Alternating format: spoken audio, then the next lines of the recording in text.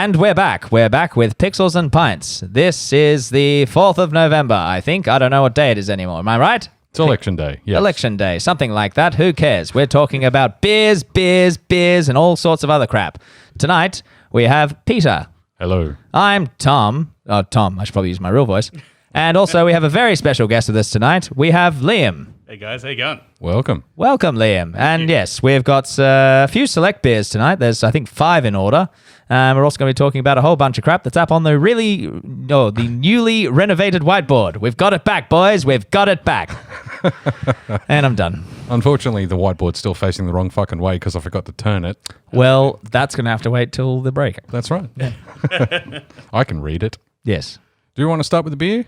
Yes. While you're pouring it. All right. So the first beer we have is the Mayday Hills, which is the side project of Bridge Road Brewers down in Victoria, Beechworth. This is their table beer, Brettanomyces Sour Ale. Lovely. Is 3.8%. The only reason I grabbed this beer out of my fridge today was because I realized I'd brought a bunch of IPAs, and I know Pete loves a sour. So I do love a sour. I do think about you. Oh, you've been saying that a lot on the podcast. I'm starting to get a bit worried, to be honest. When I'm at home alone, I think about you, Peter. I really didn't need to hear that. Thanks for that. But you did. Should we kick off with a topic? That's by the way, that's officially the only mention of the election we're going to do in this podcast because that's just fraught with fucking danger. Yeah, I'm down with that. It's fine by me. So, can we start off with something cool like Mando? Yeah. Have you seen Mando? Yes. Episode 1, Season 2? I did message Liam today to be like, just as a heads up, we will spoil these living shit out of it. So yeah, spoiler warning. So what did we think? I loved it. It was great. I think it's a typical Mandalorian start where it doesn't really do a lot plotline wise.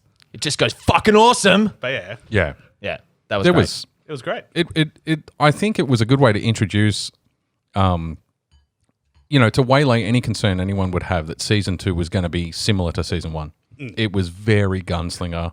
Yeah. Timothy Oliphant? Timmy Oliphant, Yep. yeah. Deadwood. Yeah. Perfect for that fucking Fuck, he role. loves a Western. Yeah. He really Jesus. does. Yeah. And that's exactly the point. He was establishes nice and early. Hitman.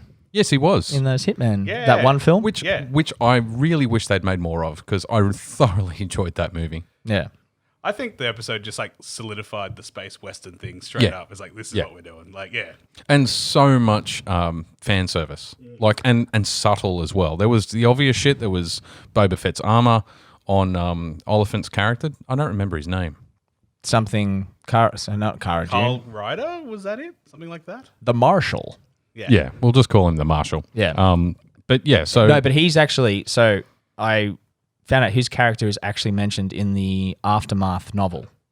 okay. He is, so like his whole character is like a throwback to like a couple of maybe chapter or two, like he appears in the Aftermath novels, which were set after the fall of the Empire. I'm really going to test your Star Wars knowledge in a minute, just so you've been warned. Okay. So there was obviously the Boba Fett's Mando armor. Yes. There was, Tamura Morrison makes a fucking almost a cameo right at the end as Boba Fett, so he's back. What else was there in terms of references beyond the Crate Dragon? Fucking Anakin's fucking pod racer appearing as a swoop bike. Yeah. Holy shit, I lost my shit. I did a double take. I'm like, nah, they couldn't have done that. That's just a bit too obvious. Nah. But you go back and look at the screenshots, and that definitely did. That was one of the 2 points where, so on Friday, obviously, the 6 o'clock on Fridays sucks for me. I work Friday nights. So and I usually start about 3 o'clock. So you're just off social media until you manage to make it home. Turn my phone off. Yeah. Yeah. Which is bad because I need it for work. It's fine. They'll be Fuck fine. work. Fuck work. Fuck work. Mando's more important. Yeah, exactly. No. So the swoop bike, that was the first, well, not the first moment. That was one of the 2 moments where, because I watched it at home and Emma turned to me and just goes, why the fuck do I date you? Like sometimes like she looked at me and she was just like, what the hell? It was that. The other moment was obviously when R5 with his bad motivator with the scorch mark, where he's not lazy, he's just a bad motivator. Where his scorch mark was, where he blew it, like, and it was in the exact same spot. Like I went back and checked A New Hope. I was like, holy shit, like that is attention to detail. Yeah, it is. And then yeah, so the pearl they pulled out of the crate dragon, which you obviously see, that's for those who don't really know, that is the bone skeleton you see in A New Hope when C-3PO gets lost in the dunes. Mm-hmm. That's the first time we've seen a live one in any Star Wars movie. Or on the silver screen, or even TV show. Like, I don't think one appeared in Clone Wars or any other cartoons they've had. I've almost finished season 4. I'm slowly catching up on Clone Wars. I'm so far behind. But it's getting good. Sorry, we'll come back to that. Good. Yeah. But you actually pointed out to me, because I never really played Galaxies, but I knew there was something. I didn't know the significance of the pearl. I thought maybe it was like the egg was the Jawas, like the Rhyhorn egg was meant to be like, oh, it's just like not that they're going to eat it, but it's like a treasure of the kingdom. But it kind of is. Yeah. So Tuscans use it almost as a rite of passage to show that they're fierce warriors. Yeah. To pull a crate pearl out of the gizzard. It's the last gizzard in the dragon. But you can also refine it down to replace a kyber crystal to power a lightsaber. And they howl. Yes. The kyber crystals made from crate dragon pearls howl like sand people. And I read somewhere, because I was like, I need to learn more about this. Yeah, there's very few direct references in any of the expanded universe. So it's in a book, it's in several comics, and Star Wars Galaxies did probably more than anything on it. But someone was saying, and they didn't have any sources to back this up, but they were like, or maybe that is where that part of Kylo's crystal comes from, because his lightsaber kind of does howl when he turns it on. Yeah. But then there was like someone rebutted that, and it was like, well, no, it's just because it's cracked. He's got a cracked kyber crystal. Yeah. Yeah. Yeah, it's broken like him. Yeah. Really. I think that was the metaphor there. And then, well, actually 3 moments. And then Emma turned to him and she goes, oh, it's Boba Fett. And I was like, no, it's not. She goes, how do you know? I was like, because he's not a fucking Kiwi. It's not Tamara Morrison talking. Polishing my dick, brew. Oh, I've just come back from seeing the Sarlacc, and I'd like to take over this town as the marshal. Thank you very much. I did. I thoroughly enjoyed the crate dragon, and you get a sense of how big Sarlaccs are, because you've never really seen a Sarlacc without. You see the mouth, and that's Yeah. it, right? Yeah. So to have a fucking huge crate dragon come out, and spewing the melty acid was epic. Yeah. Like the way they just fucking they just melted. There was just no give in it at all. I really liked as well the little throwback to the other Tatooine episode they had, which was the kid and that had Ming-Na Wen as the assassin in season 1. And that like 5-second clip you got of Mando using sign language to talk to the Tusken Raiders, I thought that was really cool. They went in and it's like whole conversations now. Yeah. And that he was kind of like the peace broker between the two warring kind of clans. Yeah. I started reminiscing about Star Wars Galaxies. It's like an old, if you'd never heard of it, excuse me, I don't know why my throat's suddenly fucked. If you've never heard of it, it was an online massively multiplayer online role-playing game. And and I was playing that well before World of Warcraft even came out, I think. It was certainly before I played it. So what years was... I couldn't tell you off the top of my head. Did it base off originally like a card version? No, other way around. Star Wars Galaxies became a collectible card game. I've seen the collectible card game. Yeah. And it was cool. I mean, the original game was excellent. They had every class and faction you could think of in the game. You didn't do any seafaring stuff. I mean, you kind of just traveled there through loading screens between planets, but Dathomir was there, Tatooine was there. I think Coruscant was in there. I don't know, I'm stretching my memory. It's going back like 15 years now. But you had raids. So we fought crate dragons in that game. You'd need like 20, 30 people there shooting this motherfucker, and it would wipe the floor with you. But again, you could get crate pearls out of them and use them for supposedly lightsabers. Yeah, right. The thing that fucked the game was the Jedis. So you had bounty hunters. It was one of the most powerful classes that you could play in. It had an interesting system that you weren't locked into a class. You didn't select, I want to specialize as this permanently, like in a lot of other MMOs. Yep. You would put points in there. And if you practice that skill, you would get another point to spend in that tree. So you could be a commando with heavy weapons. You could be a droid engineer who could build droids and turrets and that sort of shit. Yep. Bounty hunters were fucking cool. They walked around in a lot of Mando armor. But Jedi weren't implemented in the original game. They said that they were there, but it was unlockable as a class if you managed to meet the criteria, but they didn't publish what the criteria were. Right. And so people started trying to reverse engineer the game files. Eventually it came out, and I think they acknowledged it eventually, that when you generated the character, you would have to master, I think it was 8 or 16 random classes. So you would get all the way to mastery, put all your points in that class, and then drop the class like it was yesterday's paper and go chase something else. And so you had like dancers. There were a lot of buff classes as well, a lot of support classes that were cool. So you walked into a fucking cantina and there were people Actually dancing. There were musicians actually playing music. So everyone would get buffed before a raid. So they'd all go into the cantina and you'd have these weird conversations with random strangers. It was really cool in that it created that kind of community. But as soon as it came out that you had 8, I'm sure it was 8, random classes that you had to master, everyone was just racing to mastery, which took fucking like a long damn time, 200-300 hours to get to a mastery, and they drop it immediately and go to the next one. And so whole guilds just fell apart. They're not chasing endgame content anymore because everyone was just trying to unlock the Jedi. And then they did unlock the Jedi, and you had a few running around, and they were just omnipotent. It was overpowered. Fucking completely overpowered. In the end, they rebalanced it so that bounty hunters could essentially defeat Jedi 100% of the time. And then they just completely rebuilt the mechanic from scratch. So the base game mechanics changed, and you could start as a Jedi. And it just ruined the game.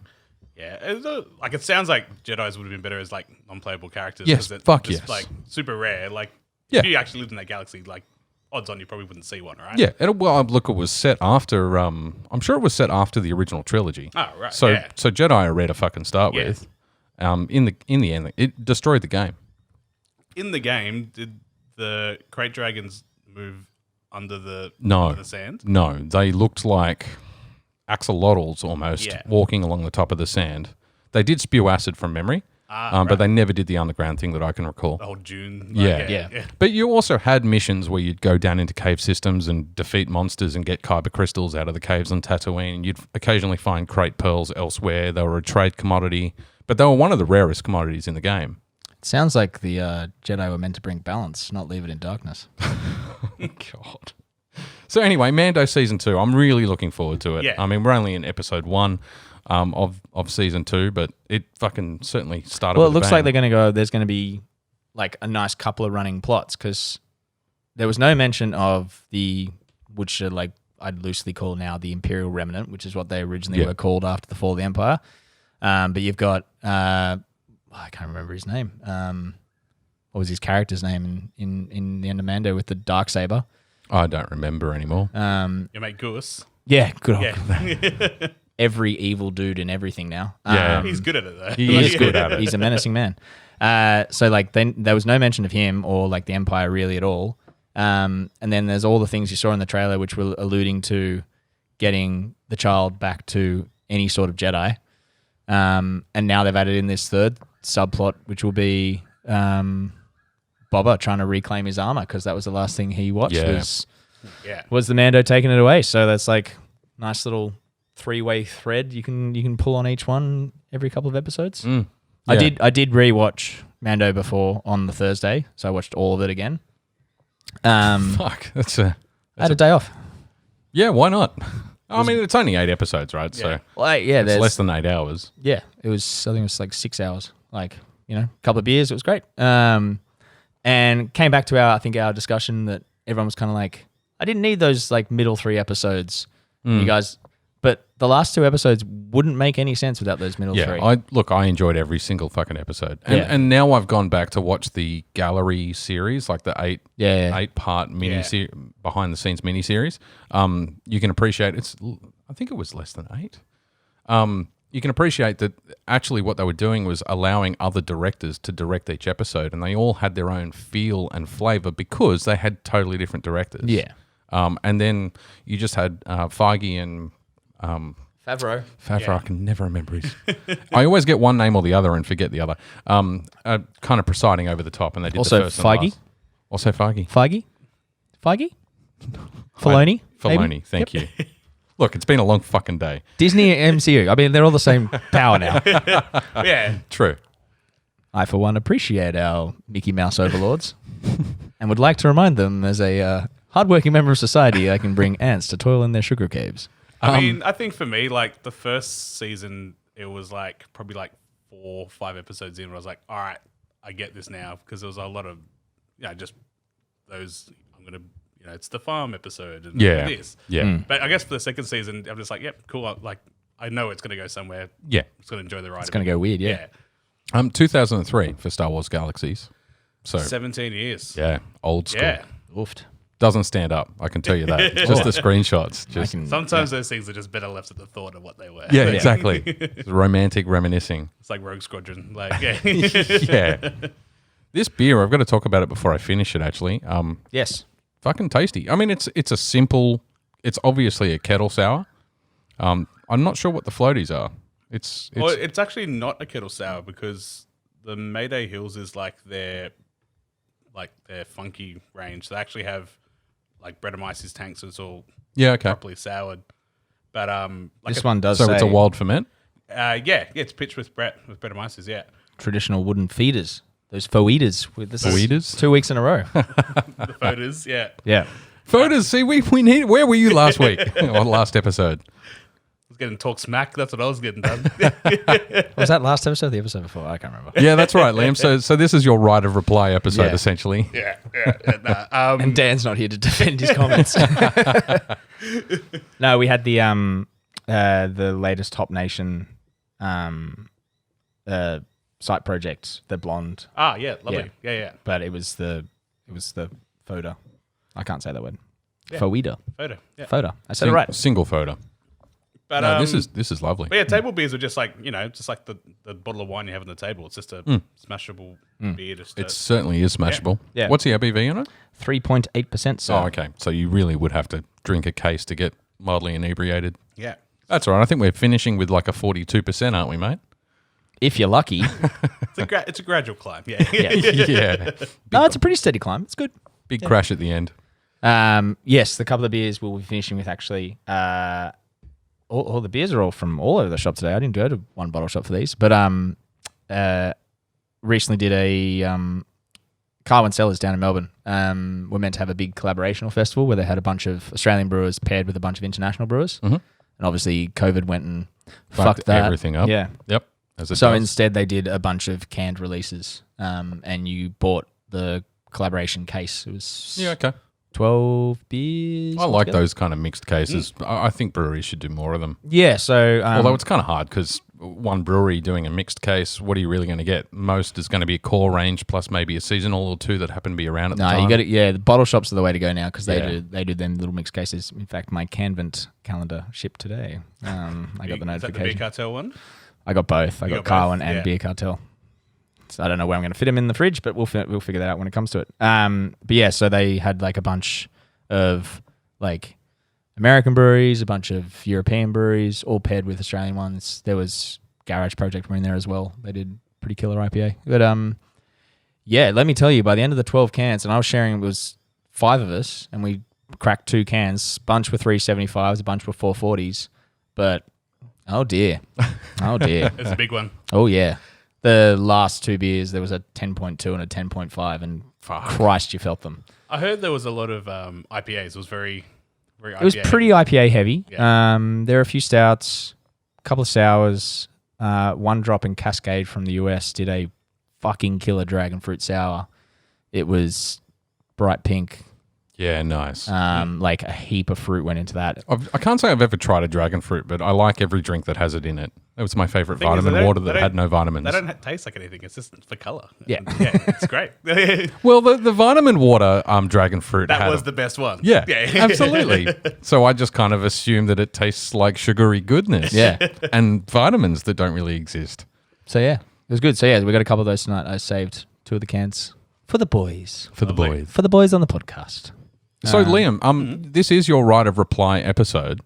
So I don't know if you saw the lead in to I sent it to him. to take Yeah, I that, loved Liam. it. Oh, that's right, the video. Yeah, the video is great. So as the resident cicerone, probably the first cicerone on the show, you're a cicerone, yeah? Yeah. Is there any validity in what I was talking about in terms of hard pour to For the nitro decarbonate it? No, not so much nitro, for essentially all beers. Oh, it depends. I mean, it will decarbonate if that's what you want to do, but then, like, without getting... Oh, we can get nerdy. We can get nerdy. So, you know, there's, like, what they call carbonic bite, which is, like, carbonation can have a flavour, like soda water, for example. Like... Has a flavour to it, yeah. And it helps to cut things. And so if you knock out all the carbonation, it can be a bit sweet or flabby because it doesn't have that nice finish. Punch to it. So it just depends on the style of beer. Like this beer, like it's got that acidity and it's quite nice and it works well. So it just depends on what you want to do. So if it was like a big double IPA, you might have the hoppiness there or something else to help cut that. But if it was like a brown ale or something like that, you probably you wouldn't might want it. It just depends. But it's your beer. Like no one can tell you what to do. Like, well, no, I mean, we can tell people what to do. So, they frequently do. So there were a couple of reasons I tend to hard pour beers just to get a crazy head going and then decarb it. First and foremost, I've got enough stomach issues that I can't drink that much beer. I can't drink as much beer as I would like in a sitting if I start to get bloated early. I've got a lot of stomach acid and it just mixes with the stomach acid. Yeah. The second reason is I read, and I don't know if it's true, but a hard pour like that tends to, because it's taking more of the carbon dioxide out of solution in the beer, or out of, is it? Yeah, it's in solution. Yeah. It releases a lot more of the aromatics. Yeah. So the carbon dioxide can mute other flavors. Yeah. But then I guess like you'd hope the brewery's taking that into account when they're carbing it. Yeah. But then we've complained on this show quite a lot that we end up with undercarb beers where you can tell that they intended, or we assume that they intended for it to be more highly carbonated than when it came out. But that usually it's just age, really. Yeah, it's age and packaging issues usually for us for that because But then, like, you know, when you're saying you've had those undercarb beers, is it just literally the mouthfeel that you feel is lacking, or is it throwing the balance of other things out? No, it's just the mouthfeel. I mean, like, carbonation's like, there's, you know, beer's the Wild West. There's no rules. Like, if you brew an IPA but you call it a pale ale, the beer police aren't going to come and tell you that you're wrong. I'm pretty sure there's a couple of Facebook groups that will. They don't actually have any power. Yeah, they've got no authority. But you can continue making that beer. Yeah, so like there's no rule about what carbonation to go in what beer, and they measure it in volumes of carbonation. Yep. And it's a very small thing. It's like 1 to 3 is worlds apart different. Yeah, okay. But, you know, generally like, you know, beers like wheat beers, stuff like that, are going to be quite highly carbonated.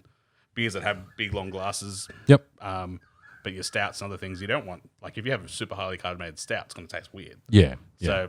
I guess that's probably why you've got different shaped beer glasses for various styles of beer too. Yeah, partly that, yeah. A lot of it, like with, you know, if you think about all the wheat beers and stuff that have really massive glasses, it's because they're so highly carbonated and it's going to have a massive head. Yeah, yeah. But the other part of that is like, so like having a big head carries aroma, and there's other things as well. So yeah, cool. I don't think there's a right or wrong answer.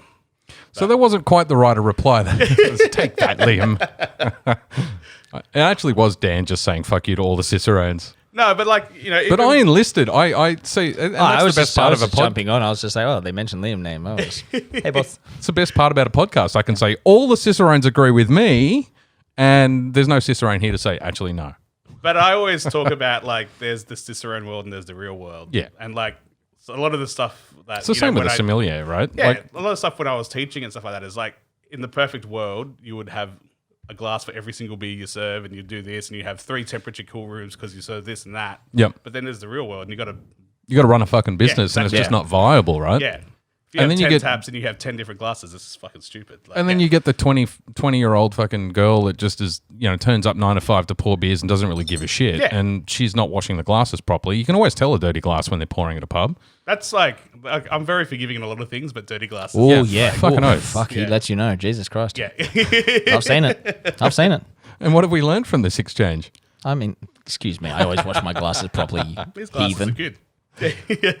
Heathen. Couple of other minor announcements before we go for a quick break. So Netflix has announced they're doing an Assassin's Creed series, which I think is interesting. Bring back Magneto, I say. There's the weird, like, Palpatine holding thing that he had in that movie. What are you talking about? The Assassin's Creed movie? Yeah. I never watched it. It's not bad. I know it got slammed, but it but he's held wasn't up, great he's held either, up by the same thing that Palpatine's held up in Rise of Skywalker. Which came first? So is it actually Palpatine's on the Assassin's Creed crane, not the other way around? It's Palpatine. Let's be honest. He's was- always going to win.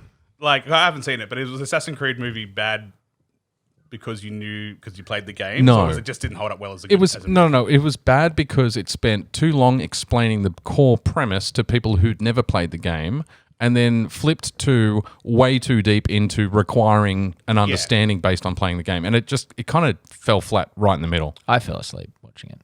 That wasn't that bad. I was on a and plane. Michael Fassbender's a fucking good actor. I just think he was wasted on that show. There was too much time in the that's real thing. world. It needed to be. It's going to flourish as a Netflix series. It was never going to flourish as a movie. Yeah, But they were just banking on the. I would like to see a good, yeah. like live action Assassin's Creed And- thing. There's good content there. And I think the scope of a TV series is much more appropriate to kind of the expansiveness of the storyline. Whether they go down the route of retelling the story of Ezio or Altair or any of the existing characters, or just go in a completely different direction, you can have a base character. Like you can do the Desmond Miles thing in a TV series to say, well, this is the guy who's in the Animus, and each season we're going to take him through a different historical character and do set pieces. I think of it like Blackadder. It's like Yeah. every Oh, yeah, season, yeah. it's like the same characters in completely different time zone. Like I like that aspect of it. It's cool. I mean, I don't know. I guess I'm interested. Like after The Witcher, like Netflix. Not that I don't know how much control they have of it, but that was set up well to be an awesome second season going on. Like, there's not much to say in The Witchers. I mean, I'm disappointed we haven't gotten a little bit more information about season 2 yet for Witcher. We know that We've seen Geralt's new armor. Yeah, that's about it, right? Siri training, and then so we know the base premise of the so there's a bit of season's that plot. seems to be a bit of a time jump. I think they're getting rid of the weird time jump aspect of the because series. it fucked a lot of people up. Yeah, people just couldn't concept it. Like the people who knew the story were like, I can follow this, but everyone else was just like, what? So they're getting rid of that. I had other friends who'd read all the books who got really angry with the time jumping because they're like, no, there's a chronological. It's just a personal thing. It took me a little while. There was some bits I was like, wait, where are we? But I think I think it was a device to engage the cerebellum. Like it made you think about what the fuck was going on. You can't just passively watch something that's that complicated and intricate. And I mean, look, the Witcher series is quite nuanced. If you play through the games, it's quite a nuanced game. The politicking going on is kind of Game of Thrones-esque, but without the grand stage. So you kind of do have to focus on the side quests and the side stories and the politics of this faction and that faction. And I think it kind of forced watchers to actually watch the show, to go, oh, okay, right, we've jumped forward in time because that was a kid a second ago and now he's an adult. Oh, fuck, he's a kid again. And you pick up on those little cues. I thought it was well executed. I liked it. I really enjoyed it. But I think the whole season laid the groundwork to then go on and be something really, really good. Yeah, so we know in season 2, Geralt will take Ciri back to Camperdown to train her and also to hide her, which is kind of touched on in Witcher 3 and some of the books. I've never actually read the books. No, but it feels like they're setting it up to like Witcher 3 onward is where they're going to start moving it forward. Yeah. Well, that's where they really and Dan will probably argue with this, but that's fine. He's not here. So suck it, Dan. There we go. That's 2 episodes where I told someone to suck it. Dan? That was their biggest critical success in terms of the game. That's the first game that I played out of the series. I went back and then played Witcher 2. I don't think I've ever played Witcher 1 before, but I haven't played either. Yeah. And we also know that we're going to be covering Yennefer's recovery after the Battle of Sodden Hill, because that kind of took a shitload of energy out of her, all the magic shit she was doing. So I think that'll be interesting to explore as well. And then the only other thing we've seen was the that fun little Monster Mash trailer. That was a Halloween. The Netflix, the Netflix Halloween. They released a series of Geralt attacking monsters, but they did it to Monster Mash. It was good fun. And there was 2 Easter eggs in there of new monsters. So it was a rehash of season 1 footage and monsters, and then there were just 2 little drops of like footage. for microseconds at the 15th and 30th second of new footage. Yep. So do we know if that's season 2 stuff or if it's just cutting room floor? It's season 2 apparently. And on that note, I think we might take a quick break. And we're back. Hello. Hey. I didn't go anywhere. Yeah, so I mean, I think we've covered off Witcher. And Assassin's Creed. There's so much scope in both of those series I'm excited for. And it's good to see good video game content coming to TV and not being shit. Because we've had that for a long damn fucking time. You're never going to really succeed squashing a 20 to 30 hour main story into a 2-hour film. Agreed. Never works.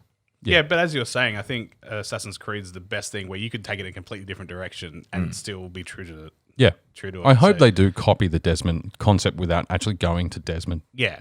Because that's been told, that story's been done. Anyone who's played the games, as cool as it is to see something you've read or already kind of played through on screen, it's much better when they take the intellectual property and do something new with it. It's more exciting. Yeah. Anyway, I think that's it for Netflix for now. Sean Connery. Can't get through the episode without mentioning that he passed away. Yeah, that was sad. But hey, 90's a hell of a run. It's a fucking good wicket. I'm not making 90. He lived a good life. Yeah. Like, yeah. I was trying to find all the best pop culture references, like, our style of pop culture, because obviously Bond's popular culture as well, but League of Extraordinary Gentlemen was anything I could really come up that was directly on point. And I've got to say, that was an enjoyable fucking movie. I really like that movie. Yeah. Yeah, it's a great film. Yeah. No, my favorite thing is actually not even Sean Connery. It's a parody of Sean Connery, and it is a series of Saturday Night Live skits where they do Celebrity Jeopardy. And some of the things they get the Sean Connery guy to say, just they've become part of my... I'll take titties for $50. Yeah. Just, What is grab her on the pusher? You think you're so smart, Trebek, what with your Dago mustache and your greasy hair. And then it's just Will Ferrell as Trebek, the host, just going, what did I just say about ethnic slurs? And it's some classic deadpan Will Ferrell. But that's my go-to. I love that Sean Connery stuff. Yeah, that's cool. Sad to see him go. And I think, unfortunately, we're at the age now. We're in our late 30s, early 40s. Oh, we're going to see some absolute classics go. Yeah. It's already been happening in the music world for 10, 15 odd years for us. A lot of metal artists have gone or left us. Bowie Kicks and the bucket. Yeah. I mean, for me, like Chris Cornell was one because that was like a massive influence on me, Soundgarden and that type of stuff. And And unfortunately, Chris Cornell led directly into Chester Bennington from Linkin Park. They were best mates, and Chester was dealing with the loss of his best friend, and that was it's brutal, man. Yeah. Yeah, But, that. You know what? That still gives me chills. Is the interview that Chester's wife did after he took his own life, and she showed video footage of him like a couple of hours before he committed suicide, and he was playing with his kids. He was seemingly happy as Larry, like living life large, and then 2 hours later he's taken his own life. Yeah, you just don't know about those things. But like I've seen even the videos of him performing at Chris Cornell's funeral, and that type of stuff. It's just I think he sang Hallelujah. I think so. Yeah, it was fucking. I think it was him and Tom Morello playing guitar. Yeah, but no, you're right. We're at that age where our idols, some of our childhood heroes, they'll be gone. Yeah, it's a shame. But like I was never like a massive Bond nerd or anything like that. But like the first Bond movies I ever watched were Connery, and every other one was like, wait, that's Mish not Sean Moneypenny. Connery. Yeah, yeah. And that was before the Aussie guy faked his way in for one whole... Was it one? I think it was one or George two. Lazenby, the weirdest Bond film on record. Yeah. And he was full of shit. Like he lied. I mean, everyone lies a little bit in an interview, but that guy fucking lied his way into a movie, man. Oh dear. Oh, Lazenby. Aussie larrikinism taken way too far, I think. Anyway, so what's been going on in the batch world? I mean, we haven't really talked about what's going on in your world. Oh, yeah. No, it's COVID brewery operations is weird. It's different. Like, have you run all the way through? Did you close up and reopen? So the Marrickville site was the whole way through. I think during the height of lockdown, we went to like takeaways only. Yep. But from a production point of view, we brewed the whole way through. I've been there the whole time. I think I took 2.5 weeks off when JobKeeper started because I had to temporarily stand down staff, and I was basically running Marrickville by myself. Fuck. With like a couple of staff to work my days off. Yeah. And that was pretty soul destroying. Sitting there by yourself till 8 o'clock at night every single night, and it's hard too because I don't know. I can kind of imagine and empathize, but you kind of can't really complain about the grueling shit that you're dealing with because everyone else is stuck at home and not paid. I mean, it's got to tear you in too, right? I'm going to complain about it, but like I've had job security this whole time. I've not had to stress about where rent's going to come from and that type of stuff. It's been different challenges. And sometimes I was like, man, I wish I had some time off. This would be nice. But overall, you can't complain. As someone who was on the other side of that, who went from pretty secure job to 2 months where I was like, I don't know what the fuck is happening. Yeah. And living off the saved leave I had up, it was stressful, but fuck, 2 months off was nice. But I was one of the lucky ones who had that luxury of falling back on, you know, something stupid like 6 weeks of leave. Yeah. 8 weeks of leave. Like I pretty much Remind me, I got in trouble. I keep getting in trouble for my leave balance. This was supposed to be the year that I started traveling the world. Like I've always wanted to travel. I've done a bunch of work travel. I've been to some cool countries for work. But this was the year where some life shit changed and I could finally go places. I had a trip to Italy booked. I was planning another one to Norway this year, so I was going to do 2 big trips. Yeah. I've got like, I think 70 days of annual leave, and I'm in deep fucking trouble because I can't cash it out. They won't let me. Yeah. And now I'm in COVID. Yeah. What am I going to do with it? I've got a staycation for a month or 6 weeks over Christmas. I'm going to be sitting there playing with myself. Yeah. Or the PS5. Yeah. If it comes. probably both. I mean, if it comes. No. So did you get confirmation from EB Games or JB Hi-Fi or wherever? JB, I went through, yeah. Yeah? I got pick your store for pickup. Yeah, so I got called by our Tarman store and said, pick a time. So they're doing blocks I haven't got the for call. COVID. I haven't got the call yet. So 10 o'clock on next Thursday. But maybe because JB at Broadway is like massive, like it might be a bit easier. They'll probably just have a table. Yeah, our Tarman is a small fucking store Yeah, in a yeah. tiny ass shopping mall that no one's heard of. Yeah. I got the pay your thing off and thing. So I don't know. I've taken the day off just in case. I'm waiting for the call. If a call comes. If not, I don't know what I'm going to play when I get it. I'll probably keep playing what I'm playing now because it'll You're just gonna upgrade. just upgrade and I mean, I'll do that first. Yeah. What- Well, no, I pre-ordered the new Spider-Man. I did pre-order the new Spider-Man and That'd be a good one. with Miles Yeah. Morales. Yeah. Like I got the Ultimate Edition, so it has the original game as well, but it'll be upscaled. And then I got one of the other ones. I think I got Sackboy because I was like, I reckon it could be Mario-esque. Yeah. Like I love I a don't good. usually go in for those kinds of games, I've but I always have enjoyed enjoyed them them. when I fall Yeah. into them. Well, I mean, I just platinumed Medieval, which is kind of in that style, which was fun. It was my Spooktober game. That subtle hint worked then. Yeah, Just put your glass in front of me. If for those watching, Peter wants a drink. We kind of segued smoothly into PS5 talk. You were talking about Batch. Sorry, I think I mean, I was in the same thing with leave and stuff like that. Like I've got a fair bit, not 72. I'm probably more like 40, 50. But they were like, oh, you know, when JobKeeper's back, you take some time off. I'm like, no, fuck that. It's a waste of leave. I can't do anything. it is a waste of leave. But in the end, I was like pretty ready to stab someone in the face. So I took the 2.5 weeks and quite enjoyed it. But Yeah. I figured by the time I can travel again, I'll probably be back to that same amount of leave anyway. Yeah, fair enough. But yeah, it was annoying because I had a couple of trips. I was going to go to Japan this year, which I've never been. I was really excited for, but I had 3 trips to the US planned. I was Yeah. meant to be over there right now, actually. yeah, during election. I would have Yeah, that was actually ballsy. no. We had a wedding to go to. Yeah. The wedding was last weekend, I think we would have been leaving this week, so I think we would have just missed. Well, Or we probably would have extended it so that Emma could have voted at home rather than doing absentee voting. yeah, right, okay. so it actually gets counted. Yeah. yeah, we're skirting the edge of talking about No, politics here. stop it. Sorry. No more. That's enough. No, I'm That's my biting my fault. tongue too, believe me. But yeah, it was. COVID just fucking fucked everything. Yeah, The it fucking really did. fuck that it is. But we've been okay, right? Yeah. The three of us. Yeah. I mean, I went from everyone, 23 platinums to 36, so fuck, I've done well. It's weird. Like, it's been one of those things. Everyone has hard times, but at different Yeah. points, you know what I mean? You just go like, all right, yeah, that's cool. But overall, it's been fine. But, I mean, I've just done heaps of cooking and chilled at home, hung out with my flatmates a lot more, played heaps of video games. Yeah. Can't complain. Like, So, what's going on with Batch now? Are you doing seasonals? Are you doing anything interesting beyond the amazing beer that you churn out regularly? I mean- Pash is still one of my favorite beers of all time. man. Pash is, So I guess probably the biggest thing during COVID is we changed cans. Mm-hmm. So we went down to 375 cans, which was a big thing Yeah. because they're always at 440s. I And prefer that's- 440s, but the 375s fit my fridge better. There you go. Yeah.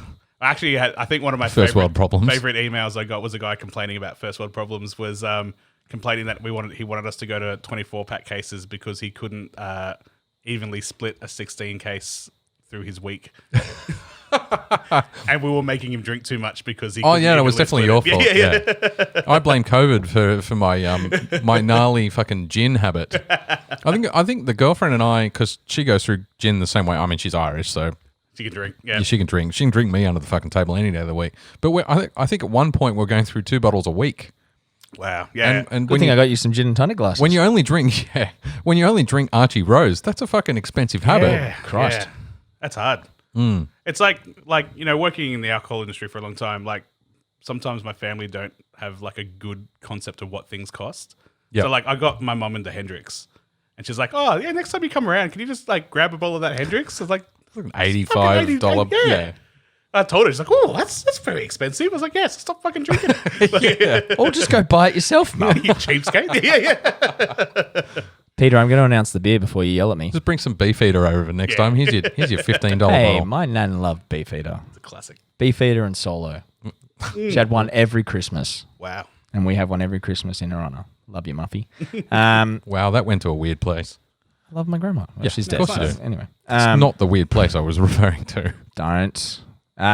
So yes, we are having Dad and Dave's from Brookvale. They've got very round beards on their little label, if you can see. I think that's an artistic I've met choice. both Dad and Dave, and that's exactly what they look like. Yeah. Yeah, wow. Yeah. So this is their limited release Little Hazy Pale Ale. A Little Hazy with big flavour. Well, it's packed with creamy oats and buckets of Enigma, Vic Secret, and Galaxy hops. A Little Hazy is packed with tropical flavour with a full mouthfeel just like bigger counterparts, but with greater drinkability. Best enjoyed in a glass. Well, Dad and or Dave, we are drinking it from a glass. We're doing the right thing.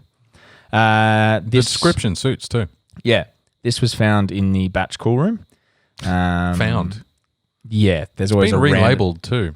There's always a random selection of beers in. You know what? If you ever want people to give you free beer, work at a brewery. The amount of beer we get given. I by other thought people- starting a podcast about beer would result in free No. beer, but it never has. I bring you beer all the time. But the aim Thank is you, to I'm have grateful. breweries that give you beer, Yeah. right? Yeah. It's actually not true. We have had some of the reps donate beers from time Yeah. to time. Thank you, Robbie from Moondog. You're our Yes. biggest supporter. Legend. We don't want to do that too often either, though, because we will give an Yeah, honest 'cause you're shit, opinion. Robbie, fuck give us, you. if you give us free beer and it's crap, we're gonna kind of feel bad, but we're still gonna say Oh, no, it's, we'll we tell you did it's enjoy Yeah. it. Yeah. I've Dad and Dave's have been like up and down. It seems over the couple of years. Like they used to be like in a lot more places, and then they really died off. And they've done a really nice rebrand now. I really like their new cans. Yeah. We it's did just a couple of Dad and Dave's in the really old really days early of the days, podcast, yeah. But it's simple, and it kind of like and that simple works. It's like keep it simple, stupid, and it works. It stands out. But yeah, I don't know if you can see, but on the side there, Where's your little camera? over here, looking at the beer. Well, do you want to put the Yeah, camera in front of it? that's- There's too many cameras. I was talking to you. Camera 1, camera 2, camera 1. Can you see the Dad and Dave's logo through the label? Oh, Yeah. yeah. I don't know if But they I mean, this is monogrammed like- the can. This and was then given to us by Dave, so like Oh, right. So it might just be like a sample sort it of. may not be something. final packaging, is yeah, what you're yeah. saying. Okay, that makes sense. But the artwork works. I just thought it was interesting that they may have monogrammed the can There's a before fair labeling few. it or No, something. No, Three Ravens did that for ages. If you peeled off the Three Ravens, they had a bunch of their juicy. So the label looked like a juice box. It even had like a kind of monogrammed that's straw cool. on it. Yeah. So it was designed like that. It wasn't like we're So just if you gonna were cover sexually it. frustrated, there was No, something but- to look at after you peeled the label. No, but if you peeled the label off, they'd have like sometimes they'd obviously have too many cans that were printed that, and then they printed labels to cover some of the others. And It's Yeah. like, well, it matches. It's cost cutting. Like it Yeah. makes no difference to the beer inside. It's not like they reuse the can. Yeah. But I had someone ask me. I once, also Yeah. wasn't suggesting that. No, but I had someone. I had someone ask me in a bottle shop once, and I was. Oh yeah, standing they there, have. Don't. and I was like, haven't you ever yeah, wondered no, where all they just finished the beer and then they just washed it out and refilled it. And they're Haven't like, you ever really? I was wondered like, where the no, you recycling fucking goes? idiot. Have you ever been to like a European brewery where they do recycled bottles? No. Oh, I actually went to it was the Pilsner Quell Brewery, and like they actually have this like I think they can accept because they have like the reusable crates and people recycle the bottles. So the trucks bring the crates of empty bottles into the brewery, and I think in like 4 minutes it's turned back around, clean, filled, and then back out on the truck again. Fuck. We were watching, like, you're behind this, like, glass thing, looking down a level at this bottling line that does all this stuff, and it was spinning so fast, about every 3 seconds, a bottle would fly off and just smash against the wall. but they go through it so fast that's the accepted loss rate. Yeah, I was going to say, it didn't really care. The beer's good. This is a tasty beer. This is it's fitting the design of a nice, easy drinking hazy pale. I do love a good pale. Yeah. It's a simple style typically, but I get quite a lot of peel out of it. It's light on the haze as well. It's not like overly like you're not drinking just straight up orange juice. It's good, but it's got like that nice mouthfeel from the oats and stuff like that as well. Did you say Galaxy hops? Because I'm getting Galaxy out of it. Yeah. And one other, Vic Secret. I'm like way more a hazy pale ale fan than a hazy IPA fan.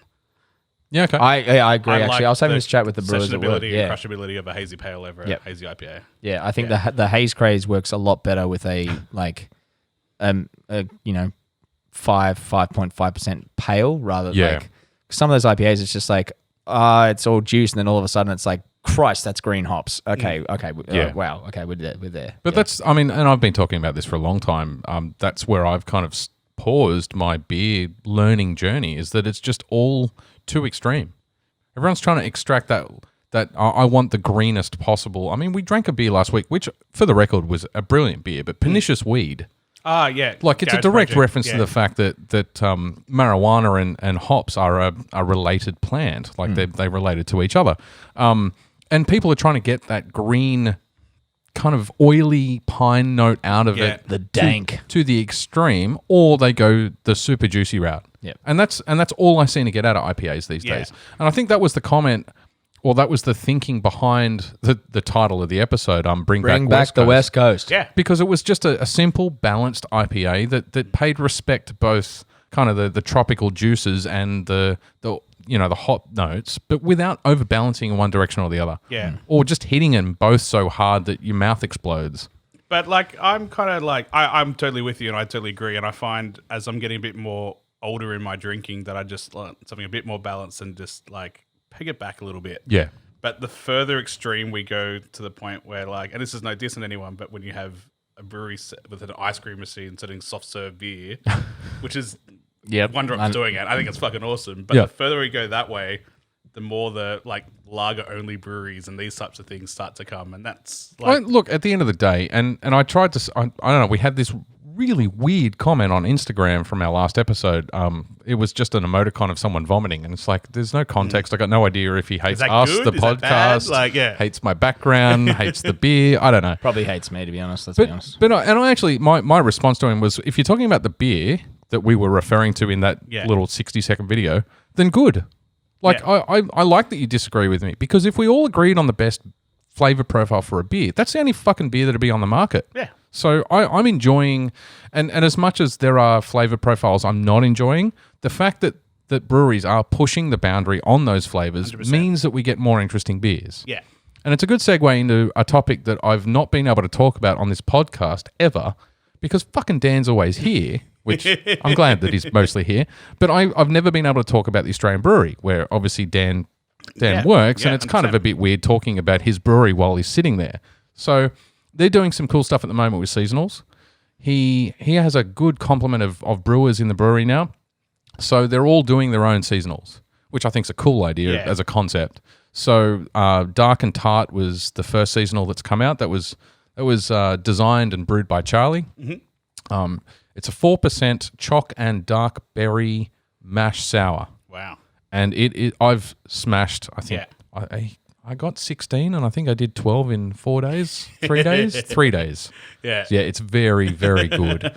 And I think it's Max and James. I'm cheating because I had to look up at the board for that. So Max and James have just finished, I think, packaging their second one, which is the Hazaria Mandarina, which is a play on words because it's using Mandarina hops. Yeah, Bavaria Mandarina is the hop name. Yeah.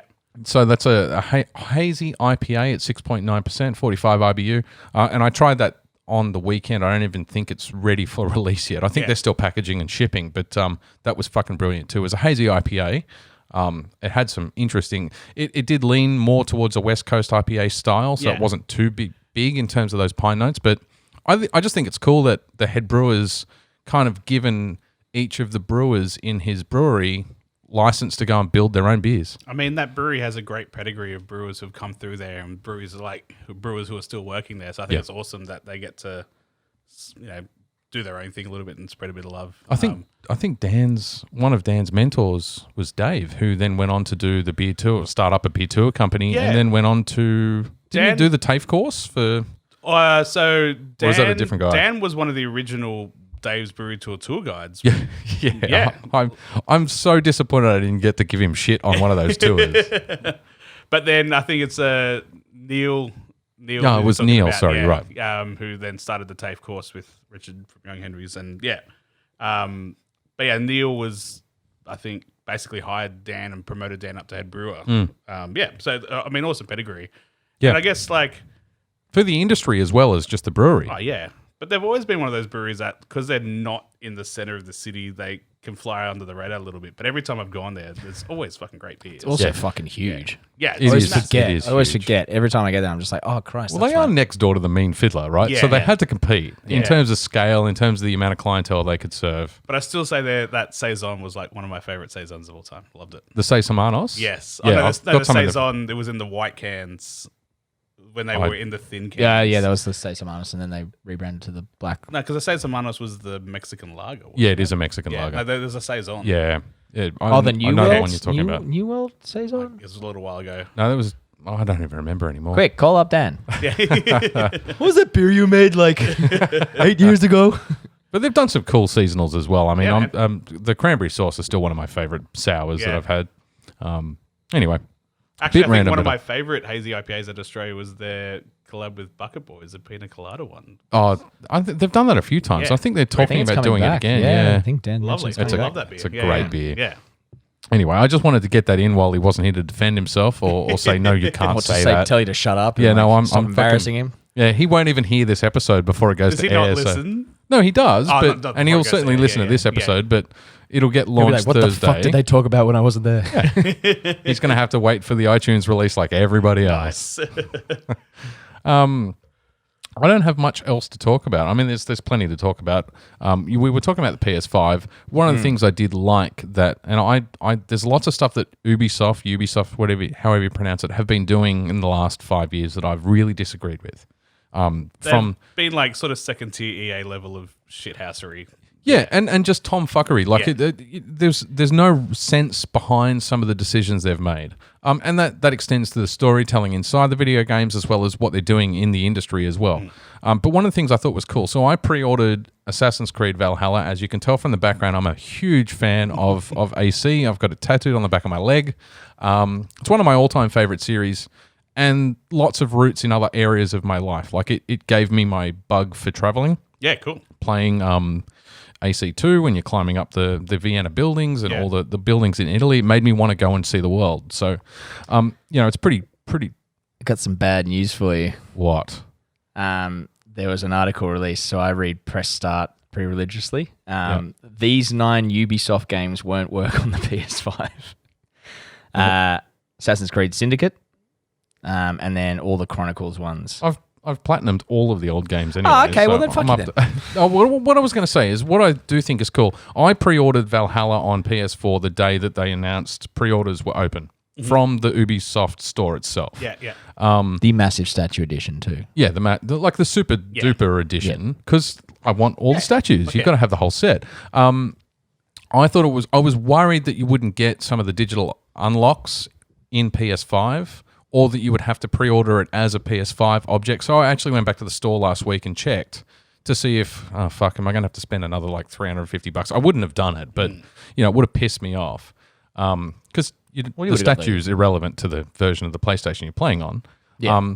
But no, they've said that you can only pre-order it in PS4 or Xbox One S, whatever the current edition is. Yeah. You get a free upgrade to the next-gen consoles, PS5 and I don't know, whatever the Xbone is.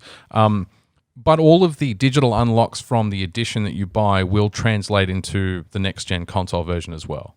Yeah, because I had this issue with because I've got Avengers and Squadron that I bought, but I still haven't played because they're part of the backlog now. But I got the pre-ordered editions and they came with a bunch of DLC, and I was like, well, should I actually enter this stuff in now, or will it transfer when I get the PS5, and Yeah. apparently it's all going to transfer. So Yeah. It's cool what they've done. I mean, this is probably the smoothest transition into the new console that I remember. Yeah, I think. well, it's the first time Sony's offered real backwards compatibility. Yeah. Well, yeah, there was one announcement they made recently that really disappointed me in terms of backwards compatibility, and that was VR. So the VR debacle. no PSVR game will also be compatible with PSVR when plugged into a PS5. So your PS4 VR games Yeah. will not play as VR games in PS5. Because you have to get. No, you need to have you can have the PS5 version for graphics quality when you're playing without VR, but if you want to play in VR, you have to go back to the PS4 disc version. Yeah. And if So you it's don't down. have the disc edition of the PlayStation 5, you are shit out of Oh, luck. that's pretty crap. Yeah. Like, yeah. That was the I'm fine trying to print. think Why? was that the fine print? I wouldn't because I would have thought there's plenty of people who buy digital now. Like, do they have to then upgrade? I thought they just have to have 2 downloaded versions of the game. I don't know how that would work. I don't know if you could have 2 games, 2 different editions downloaded onto the same PS5 console. But what they said is, you're right. Yeah. You could play the PSVR edition by sticking the PS4 disc in the PlayStation 5 and relying on backward compatibility for the VR. Or if you want the better graphics, you stick in the PS5 version of the game, or you launch that Or version you of the launch game. the version, yeah. I'm assuming the VR stuff doesn't carry over from compatibility. Like your PS4 VR stuff doesn't carry to PS5. Do you have to buy? You have to buy an adapter. Yeah, you Oh, buy but an it's adapter. the And it's hardware actually the still carries camera that's the fuck up. Yeah. So the PlayStation VR headset works, Yeah. but the PS5 camera doesn't. Which has got to indicate that VR2 is coming.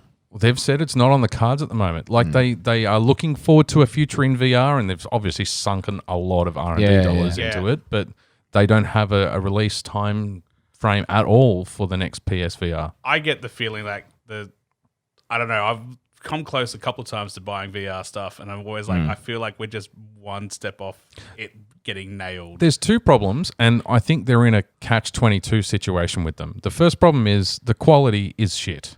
I mean, it's enough to trick the brain. It's enjoyable to play games in VR, but if you step back from the action and you take notice of the graphics quality, it is terrible. In a world where PlayStation 5 on launch and at the end of its life cycle as well, the graphics are terrible compared to an up-to-date 2000 series NVIDIA video card playing the same game on PC. Yeah. Right. So next gen console hasn't even been released, and it's already way behind the curve compared to PC graphics.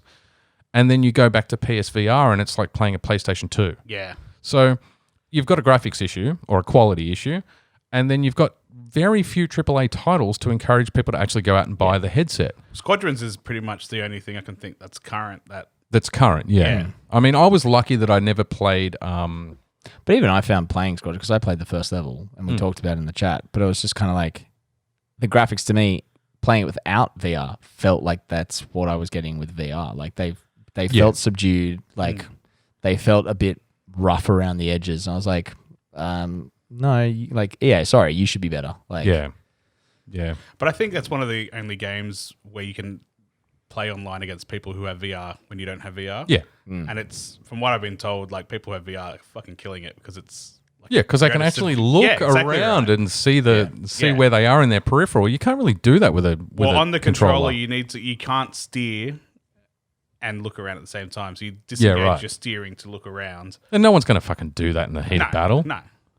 I must admit, I did enjoy being able to look over my shoulder to see what was coming from behind. Yeah. Anyway, I really need the bathroom. I'm sorry. So we'll take another break and we'll get through these last 2 beers.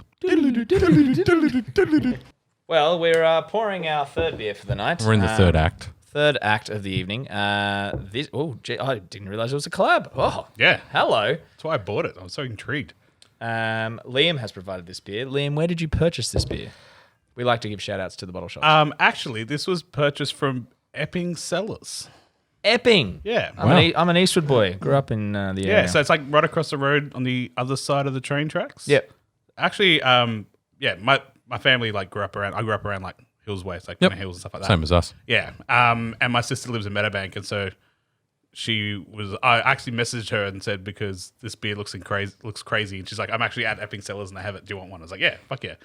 So it's a... Well, you can introduce it. Oh, then. okay. So you can also pour the rest into your glass. It's a Pirate Life collaboration with Dilmah Tea. and Do try it. Yeah, it's a tea and dear. Biccies brown ale. So as a half Sri Lankan man, I'm like, I have to try this. Yeah. I gotta say the packaging looks really cool as well. It does look cool. Very lovely color, But I love it brown. it's like I don't know how it's gonna work, but I just had to try it. So I thought it'd be a fun one to bring along. It's not much on the nose, to be honest. No, it just smells like a nice brown ale. Yeah, it does. Silence. We're all tasting. Do you get the tea? I get like No, you get the malt hit. Yeah, there's that sort of like tannic back end, but it's there's more not. of a bitter finish. I get this quite like high back palate bitter finish. Yeah. Yeah. I just want to know. Which reminded me of a black tea, like a black Dilmah tea. yeah. Yeah. Because that was how Dad introduced me to tea, and then I moved on to coffee and never looked back. Like, I just want to know, like, how did you get Dilmah across the line? Like, did you email It's an international brand. Yeah, did you email Dilmah as like, Still, can you and your two sons please help us brew this beer? Or like, how does it work? That's that big CUB money, hey baby. I was just going to say, it's something that I could only imagine being possible after CUB bought them. Yeah, 100%. Oh, yeah. Just because they've got a hell of a lot more pull on the international stage now. It's interesting. It's different. It's not bad. Good packaging. I thought it's better than I thought it would be. Like, I didn't know what to expect. It but works as a beer. I just don't get a lot of tea out I of would it. have liked some more tea. Yeah. Maybe if they'd selected something like a Ceylon, something with a little bit more aromatics in it, like an Earl Grey. Bit of Russian caravan. I really like. Yeah. Well, sort you out. if I drink Sri Lankan tea, I drink like the loose leaf stuff, which is like fucking really strong. It's like having a cup of coffee. It's like very black, very caffeinated. And so I don't know. I just would like something a bit more on the tea front. Here's a completely irrelevant factoid. The tea that got me into tea was Lapsang Souchong, Is that like an Indonesian? It's Chinese, and it's one of the oldest teas on the planet. It's one of the first teas to be cultivated for drinking, and it's extremely strong. It's only loose leaf. I think you can get them in T2 stores or one of those types of stores. No, you can get it in Woolies. Lapsang Souchong? Yeah. Really? Yeah. Fuck, the world's Yeah, I come used a long way since I started drinking it, hey. I used to stack the shelves at Woolies, so I'd definitely put some Lapsang Souchong in. I also love saying it. It's a fucking good, strong hit, but it's not aromatic. So you get a black tea taste out of it. You just get it punching in your face rather than kind of subtle. No, that's good. I'm glad we tried that. Yeah, interesting. You're right, though. I would have preferred a little bit more tea in it. And it's disappearing way too quickly, I've got to say. Yeah, it's not like it's super cold It'd either. it'd also be nice to know like what biscuits, like is it meant to be just a plain biscuit? Like is that the malt? Like It'll be the malt base. I would have. No, but like the biscuit they're referring to, like is it meant to be like like an arrowroot or something like that, right? That's where I go. hardest thing to do is milk an arrowroot biscuit. That's another weird thing my granddad said. No, yeah. Or a granddad joke. That was apparently. granddad. Yeah. He's still kicking. Very good. A lot of my grandparents are dead. Deadpan stare in the camera. Yeah, Just wanted to throw that in. That's suddenly the disadvantages of filming. It's so funny though because It's like, your fault putting the cameras there. I'm going to have fun with them. I've still got a lot of family in like the hills area, right? And like you grew up in the hills, and it's like every time I'm going over there, like, oh, bring some of those fancy Unit West beers, and I literally like if my family's at Bookham Hills, I just stop off at the Bull and Bush bottle shop. Yeah. And like, because it's a fucking really good bottle shop. It is a really good bottle shop. They're like, oh, where'd you get this from? I was like, this is from this brewery. I was like, I actually just bought it up the road. Didn't tell them that. But yeah. You can get it yourself. Notwithstanding the fact that they're next door to Rouse Hill, where the Australian Brewery sits. Yeah. There's good beer in there. It's one of the largest breweries in the country, isn't it? Independent breweries. Yeah. I think the other thing I wanted to say when we're talking about the Australian brewery beers before is like, I've done a bit of beer judging, and Dan always cleans up at beer comps with his beers because they're so fucking well made. And like every time I've judged his beers, they've always like gotten good scored scores really highly. And you don't know, you're blinding him, you're judging him blind, but then afterwards you always like try and find out what that was. Yeah. And his beers always kill it. He's judged a few times too, hasn't he? I've judged comps with Dan, but I've never been on the same table as him. So Yeah, okay. But we've judged the same comps. Yeah. Yeah, he sent us some pictures of him. The medals. Yeah, no, him at the comp. Like, Yeah. Sydney Royal's the best one. Yeah, 'cause it's Sydney full- Royal, I think, Full white lab coats. Yeah, that was him. And Him, the lab coats, and we're just like, The beard and the lab coat works well. And you have like this weird medal and the ribbons depending on your judge level and all this stuff. Oh, right. It's very, yeah. The whole subculture. Very secret society. Yeah. Because it's so funny Special because it's like handshake. Sydney Agricultural Society stuff, right? So it's like all the food's provided. Like, so you have like 6:15, be there in the morning at Homebush, and there's tea Fuck, and that's an early start. tea and scones at 10:30, and it's the winning scone recipe and like Wow. and the winning jam and all this stuff. It's pretty funny. But yeah, Well, at least they're cross pollinating and they're getting a little bit of use out of those. They're probably awards. hoping one of the brewers is going to make us, winning scone and jam, like some sort of ale. mate, that's you're onto something. That's it. I'm not just a pretty face. Wait for the next Gabs for some of the weird and wonderful recipes. Are you putting in a Gabs entry this year with Batch? No, we're not. There's Unfortunately, no GABS this year. Oh, sorry, you're right. That was pushed. Actually, there was a good announcement around that. I like the way that they did treated yeah, that. they left it a little late. But they did even address that. They were just Yeah. kind of sitting on the fence going, come on, They come were, on. they were holding out in the hopes Yeah. that somehow they'd be able to do it. So we did have a GABS beer created. I think like original GABS, we were like a week away from brewing it, Yep. and then Which you can't talk about, so you've still got the recipe up your sleeve. for no, next because year. the one good thing, and from the other side of it, is like when they've made the first delay, they were like, look, we'll lift the embargo. If you just want to brew that beer and release it, that's fine. Or if you've already brewed it, don't please sell it. Yep. And we don't this year. We won't mind if you just redo the same beer and re-enter it again. Or if you want to do something different, you can do that as well. They were very, very good with how they treated the breweries with everything. We were very lucky that I think it was like 3 days away from brewing what we were going to do for GABS. Yep. And then when it came to like the redo dates, we were like, oh, let's just not. I guess the only thing they could have done really is if breweries had already brewed the beer, then had them submitted to GABS to do the packs. Yeah. Like the package stuff that they're selling at Dan Murphy's. Yeah. And, the mix pack. Yeah. But that would have been a big risk for the breweries because you've got no idea how much sell through, and there's only 6 beers in that mix pack. So Yeah, so You're only those talking ones 6 entries. they would do that, but that's just something you do on the side. So you basically, when you register as a brewery to do GABS, you don't even have to tell them what beer you're going to do just yet. But even at that point, you say, "Would you like to be involved in the pack?" Right. and then you put forward your stuff, and I think they work around what's going to be the best balance from that side. yeah, I mean, they do a great job. I just feel really sorry because that changed hands this year, right? yeah, it was the first year, This I is think. the first year of the new owners, and so like I South really, Africans, isn't it? yeah, Yeah, South African company, the media company. yeah. Yeah. But I really hope this hasn't done them. I don't think it would have killed GABS. It was getting to that point where it was just like it was enough of the beer crowd, like kind of really into it beer crowd was still going, but enough of the casual like I've had a pale, I've had an IPA, I'll go try some weird shit. Like they were starting to get into it. That's one of the and that best was the things crossover. about Yeah. GABS, though. Is like there's people who are like hard and fast lager drinkers, but for that one day of the year, They they're drink up, anything. They're up for anything, Yeah. and they'll give it a crack. And like that's a win for everyone, as far as I'm It's a concerned. great entry point Yeah. into the industry. I think it's lucky. It's almost lucky that the independent brew culture is so friendly. It reminds me a lot of. I think I might have made this analogy before 100 years ago. It reminds me of being a motorcyclist.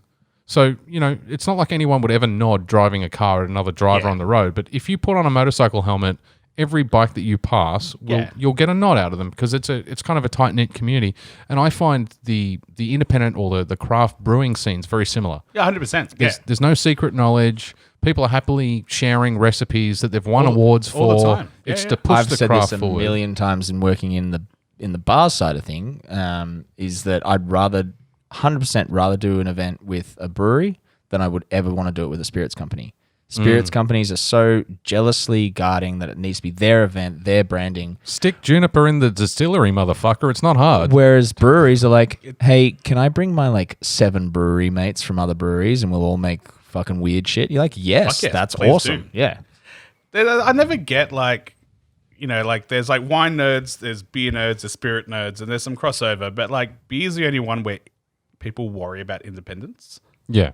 Like all the spirits, like all those whiskeys, they're all owned by like 3 companies. It's like Diageo, it's this. Well, it's that, it's you know more what I their mean? aim is to like get big enough that they can sell so they Yeah. get enough money. Yeah. But that's like lauded in that, like people celebrate it when a distillery can do that. But in the beer industry, It's frowned upon. it's frowned upon. It's getting better, but like like when Mountain Goats sold, those poor dude's got torn to shreds. But then at the time, and you know, things have moved on from there. But at the time, when CUB or who's the other one? It's, that's CCA, Lion. isn't it? No, Or is that Lion? That's Asahi. Asahi bought Mountain Goat, and then Asahi bought CUB. Right. Yeah. Yep. Okay. Asahi I get owned so confused everything. about right. Up until very recently, you had Asahi, you had Lion, you had CUB. Right. Yeah. So at the And time Lion's they owned by were Kieran. they were ruining craft beer. Like they would buy a craft beer company, try and turn it into a mass produced product, and it wouldn't have the hallmarks of the beers that they had previously made. Depended that they on were the big fans of. sale of the brewery. Yeah. But I mean, Pirate Life is still pushing out Pirate Life beer. Four Pines are still pushing out Four Pines beer, and you can't tell the difference. Well, a lot of it came down to that they would with Pirate Life they basically bought the core range, but then anything outside of that, it was still the Pirate Life brewers going fucking crazy. Yeah. Same with That's Four what I mean. Pints. It was like they industry still had the Kellador stuff, but it was the same with Mountain Goat. Like Mountain Goat, The rare breeds and the rare breeds have been spectacular. Their most recent one, which was the Rum Spice Porter, some of the most beautiful can artwork I've seen in a long time. It was a black can. It had like a big Davy Jones like squid faced like pirate on the front, but it was black art, like black matte artwork, and then it had like gold like print on it, and it's beautiful. Like I've got a small shelf where I've been collecting like certain cans that I like really like. Yep. And it's one of the ones that made it up there. Like, and I was lucky enough to get it. And then I had it on tap, and I was like, "Oh Christ! Oh dear! Oh me!" Well, it's like Sorry, you had to scull that last bit of that. That's not a problem. Trust me. It's like Also, sorry. The last 3 episodes, I've been quietly sipping on my beers, and every time Dan wants to pour the next one, he's like, "Finish your glass." So what was your point? That we're being more polite because Liam's here? You got to Is guess. that what you're saying? You just bully me every time. I'm the poor child. If you you can't mistreat bully me, so he's got to bully someone. That's right. If you mistreat the guests, they don't come back. I mean, I always think about when I used to work at Camperdown Cellars on Parramatta Road, and literally down the road is the Squires Brewery. It's now called Malt Shovel, whatever it's called now. And Put that on your camera. they would always come in and like. I've met Chuck Hahn like a million times because every single week would come in and be like, "Hi, I'm Chuck Hahn." I'm like, "Yeah, we met last week." I'm like, "Hi, I'm Chuck Hahn." And like, but the rest of the team, Really trying to capitalize on that surname, isn't he? But the rest of the guys would basically come like once a week with the Lion corporate card and just buy heaps of cool shit. Yeah. And they were really nice people. And in the end, like I would go, I think every Friday morning and do their sensory stuff with them, where they basically do all the tank samples. Yep. And they have the sickest bar that you will never ever see. I think it opens one day. I've been up in that bar. It is a fucking sick bar. It's open one day. I found a Firestone Walker bottle in the back of that bar, 2018 Parabola. And the guy was like, "Can we crack that?" And he's like, "Fuck yeah, why not? It's got a name on it." And they're like, got all these bottles in this little corner fridge, and it's like, if it's not named, it's up for grabs whenever people are in that bar. It's probably everything that's bought from Camperdown Cellars. Yeah, probably. Yeah. But like, it's fucking amazing, and they have like beers on tap that will never see the light of day because they have like 4 different pilot systems from various sizes, and basically, if you get your shit done, you can just brew whatever you want on it. And wow! Basically, just goes on tap at the staff bar, and it's a fully fitted out bar. The only thing that makes it not a commercial bar is there's literally a breathalyzer machine on the side because they each have to breathalyze to clock on for work. But besides that, it's literally. But yeah, every time you go there, there's always amazing beers on tap, and I've had some very loose. Like I remember going there after GABS one year. Oh, that would have been loose. Yeah, because you're half cut by the time half you leave, cut. right? We're playing 3/4 to full cut. We're playing AFL in the brewery, and I think we got the ball stuck on top of a tank. We had to send one of the guys up on the ladder and stuff like that. But like, but it's an amazing bar that has amazing beers that you never get to see, and you have to be invited there basically. Bit of a shame, really. Speaking of amazing beers, this is one of the Carwyn Collaborational beers. So this is called the Ever and a Day IPA. It is a collaboration between Mismatch Brewing from South Australia and Track Brewing from wherever. I'm not sure. I didn't do my research. I'll throw it up on the screen. It's fine. Track. Track. I think it's track. And that M looks suspiciously like Modus. I know it's not. The Mismatch M, yeah. No, it's Mismatch. I'm going to guess they're from the UK. I will do my quick research and find out. Anyway, this is their, it's 8.1%. Delicious. It doesn't taste like 8.1%. No, it really doesn't. This was the hops they used are Citra Galaxy and Idaho 7. It's got a solid bite at the end of the palate. It's juicy. It's hazy. It's brewed together, worlds apart. And it's that's a bit sad. So it is going to be a UK beer, or a track's going to be UK. To make a claim like worlds apart, it's going to be the States or the UK. Manchester. There you go. There you go. Greater Manchester, England, apparently. Okay, cool. The one of the things I was interested with this collab, the Carwyn collab thing, is because these beers must have been brewed quite some time ago, because the festival was meant to be like October. It was meant to be like last weekend, yeah. Grand final weekend, right? It was just before grand final weekend, I think. Yeah. Oh, AFL grand final weekend. Yeah, and then they moved everything online and canned everything. So, yeah. But I think the idea was always that they were always going to brew at the Australian breweries, and then they were going to send people over, but then they were going to have them still here to be like... Yeah. So I was wondering about how fresh some of these beers were going to be because of like the delays and stuff like that. But this is tasting pretty good. There was only... so there were 12 beers in the pack. I should have brought the little booklet that came with it. There was only one that out of the 12... Just a little bit of oxidation at the end of the palate there. I think I get what you mean, but it's got that Idaho 7 hop can be quite... I get it as quite vegetal. Sometimes I'm not a massive fan of that hop. But and you do get that back hit of the acidity. That's quite long in the palate as well.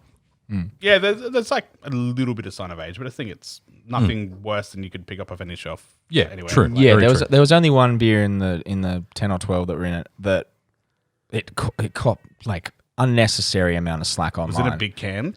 No, it was a small can. It was the Edge Brewing. They did a strawberry gum saison, and we cracked it, and there was like it copped far more slack than it should have. The only thing that I got was maybe the strawberry gum had died off a bit, and it left a kind of like almost rubbery taste to it, or like aroma that kind of then it was more of an aroma that then like kind of fucked with your taste buds. You talking about like a burnt rubber sort of a thing, or no, like as if you had chewing like on rubber band? Yeah, if you'd smelled a rubber band like straight out of the packet kind of thing. But that came. I wonder if that's just like the strawberry gum, because that's used in like chewing gums and stuff like that. So it could be. It copped an unnecessary amount of slack online, which is a bit harsh because Edge make fantastic beers, and I can't remember who they collab with, but it was.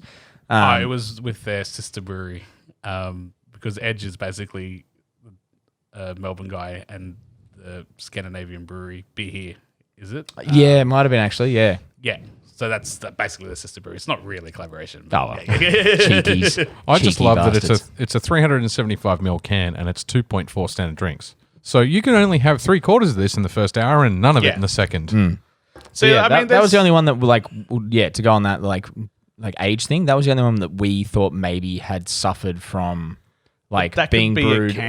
a canning fault. Like you can imagine, like a lot of these guys would be using like contract canning. Yeah. And they would have had to rush to get dates locked in, and there could have been some issues around that have forced the beer to oxidize a little bit quicker, stuff like that as well. It's We'll never. I think that's quite good though. It's certainly an IPA. You know, it's a solid profile, and you do get a little bit of that. I mean, look, you can't get the 8.1. It doesn't have that heavy alcohol hit, it's got a little but it does bit have the acidity at the end. Yeah, you know you're drinking. That exhale. Wait till you try the next one. I think it's a great beer. I really like that. Yeah. Yeah. You could see that the danger of these types of beers, they're quite light in flavour because they're a true to form IPA. So you can drink plenty of them without palate fatigue and be well drunk by the end of it. Well, yeah.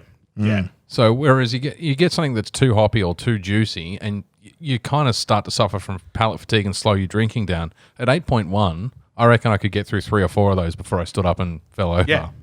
Like my biggest thing with the hazies is like what they call like hot burn, which is like and sometimes it takes a little bit of time to chill out. And I know like we do at Batch the Juicy Boys. Yep. Juicy and Boys. We've got to the point now where we basically it's like the only beer we won't sell on the day we can it. We actually will like normally can it on a Friday. Just to let it age out a bit. Hold it back over the weekend, and so it hits shelves on Monday, sort of a thing. Yep.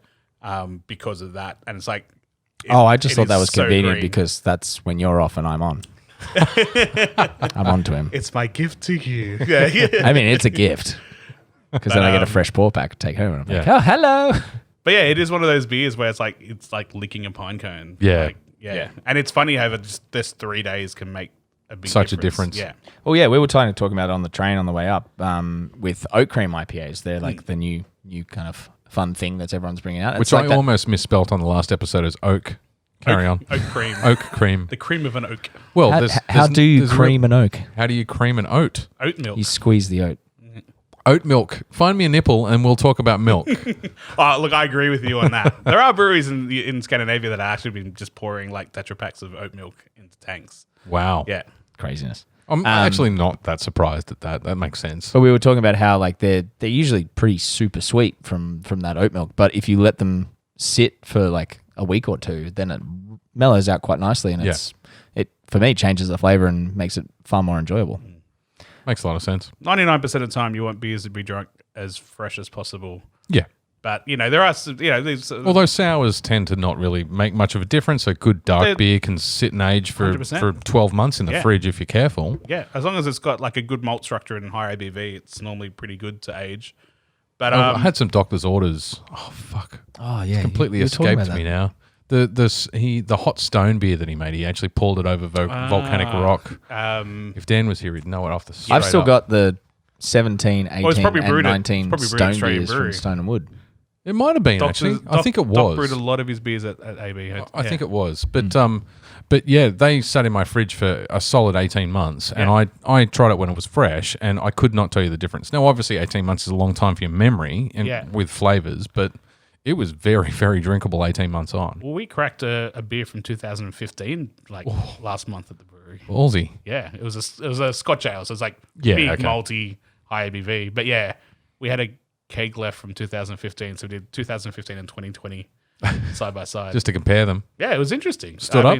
Yeah, it did. I was actually The end of that 2015 keg though, It murky hung around for a as while. shit. Oh. I don't know if you ever seen if you ever been at a bar and someone's poured the end of a Cooper's keg. No. Just yeast. So like Cooper's Green goes from like a nice golden, but when it gets like the end of it and it's all the sediment that's at the bottom from the keg, and it's just like it's like a Just weird looks like brown. nicotine in water. Yeah, but like the end of the 15 McBatch keg, it was just like it was thick brown, like almost looked like molasses. And the guy I poured it for, he was just like quivering. He was just like. Straight to the veins. Yeah. Just hook it to my veins. Yeah. So like, but I mean, that was like an oak chipped yeah. beer. So it was like instead of like we didn't have the space to age it in oak barrels, so we like threw like chunks of oak in the tank. Yep. So you can imagine there's some sort of there's some wood character that would just fall out of suspension over time. The worry is always like things like autolysis, which is like when the yeast cells basically die and it goes like white flakes and stuff like that, which is bad, tastes like shit. But yeah, so like, when we tapped this beer, we'd basically promoted it as an event, and it's like on the day of, I'm like, I really hope this doesn't taste like crap. It could have been a disaster. You never really know, right? Yeah. I would have just given it for free just so people could try it, I guess. But it was good. It was really good. Yeah. Yeah, it was cool. good. Solid week. Some great shifts at the brewery when that was on. Yeah. Tell you where I want to go back to is Wildflower. Yeah. Wildflower. Yeah. I almost brought some Wildflower beers today. So you have to invite me back so I can bring some more. Liam sounds like a good reason. Liam has often said to me that in every cupboard in his house is a Wildflower beer because he's been part of their club for so long. I've only been part of the collective for this year, but for me, they're beers that you share with other people. Yeah. And Yeah, I most of them agree. are in 750ml bottles as well. They're really interesting, and I find they're quite polarizing. Like, I've got friends that like a solid independent beer. They'll do all of the kinds of beers that we've had tonight. Most of my friends won't do sours and call me names that we won't repeat for enjoying sours more than most other styles, but they won't touch Wildflower. They just won't go near it. Yeah. And I don't get why. So sour beers is like the new IPAs as far as that step too far for some people. Yeah. Look, I can understand that. But Wildflower's not built around sours. It's just built around a wild ferment, right? Yeah. Is it a wild ferment or an engineered ferment where it was a natural yeast strain? So basically, Topher, who started Wildflower with his brother-in-law, basically so he was an ex-Batch staff member, so he still actually brews the unfermented beer at Batch. Yep. And a couple other breweries. But he basically spent a year where he was going bushwalks all around New South Wales and collecting sticks and twigs and basically made a blend of But it is now isolated, yeast. right? Yeah, so it was natural, but it's now a not a perfect strain, but it's a direct strain. It's not just a random It's a ferment. unique strain. Yeah. But and the strain will develop and age over time, and its characteristics will age, and it might get to a point where it just starts throwing off really bad flavors. I mean, yeah, it's possible, but yeah. But also, I think he does, for some beers, will ferment with normal yeast first and do like a secondary fermentation. Yeah, okay. On the He was a biochemist, wasn't he? One of the guys in Wildflower was a biochemist. I'm sure of it. I mean, he's something crazy. It's like astrophysicist or something like that. Okay. Yeah. He and my brother would get along. He's a smart dude. Yeah. But interesting. I think the coolest thing is like that sort of style comes from like those Belgian lambic breweries and stuff like that, where like if you wanted to start one of those breweries, you'd basically get a piece of wood from an existing brewery because the culture and seed it. Yeah, basically. And you can't brew like a lager in those breweries. It's just everything sour. But say when he got his space, he basically got one of those pesticide spray things and sprayed all the walls just to kill anything that's to put his bacteria onto. He sprayed the walls with the bacteria, right? To basically to inoculate the building with his yeast. So I think it's pretty cool. That's really interesting. A bit of biochemistry. You look like you want to take a break. Yes. You're kind of just staring off into the distance. It wasn't that big a beer. I'm just thinking because the next beer is large. It's going to be the end of the episode. Yes. Yeah, right. But brace yourself. It's not one we can really just sneak in and rush through. It's one we'll all want to sip on and enjoy. Okay. So, all right. We'll take this moment to take a quick break and we'll be back in a sec. Done. Every time I do that now, I think of like General Oromo from GoldenEye. I am timing you. And then he's got the key and he's just like 3, 2, 1. Yeah, the biggest hassle is the bloody memory cards in the cameras. I mean, so I've got a 32 gig in the deck, and it will record for like 35 hours. Yeah. But I've got two 128 gig cards in the camera, and I get 30 minutes a card. It's just crazy. Anyway. Have you guys ever lost an episode? We got pretty close last time, didn't we? No, we lost video. So the reason and this is going to bore the shit out of people who don't really care, but behind the scenes information. Yeah, that's right. It'll be on Patreon later for $1. So it's just where we just get naked in front of the camera and everyone's like, "Oh, why?" Yeah. Oh, wait, that's OnlyFans. Never mind. Sorry. Yeah, I was going to say. That's why we got the 4K cameras out. So we got a Canon 1DX Mark II, and we've got like a GoPro Hero 7, which is like 2 generations old, sitting on top of it because we tried filming with the 1DX Mark II last episode, and it was just terrible. It's a brilliant camera, but it's more sensitive to light. For some reason, the GoPro ended up being a much better. Yeah, and I fucked up. Do you reckon that's because they're used to like going underwater and shit? No, I think smaller sensor. Yeah, I would have actually expected the big camera, like the 1DX, to do better in low light. But what the problem is, the reason why we ended up using the GoPro footage were twofold. I'm using an ultra wide lens, and if your face is too close to the edge of a wide lens, your head turns into this weird warped cone head thing, which I was warped in the last one. Turned out like an alien. With big time. And because I was filming in the other direction, I can't see the screen. It's in the cupboard. Oh, it was the funniest thing watching Pete I forgot to hit the record button on the second session, so I got the first and third session and fucked up in the middle. So it was like, so the camera was directly behind me, and Pete was trying to like use the reverse camera on his, like the selfie camera on his phone to like see whether or not the screen was recorded. Yeah. So we've fixed it all up now. It's all good. Decided to flip the room. Yeah, and it worked wonders. It works well. I get all my cool shit. Well, yeah, it's actually better because you do have your cool shit behind us now, which I usually sit across and stare at when you're bored. But I'm just like, oh yeah, they're really, really good models. Yeah, they are. They are. So, what are you playing at the moment, Liam?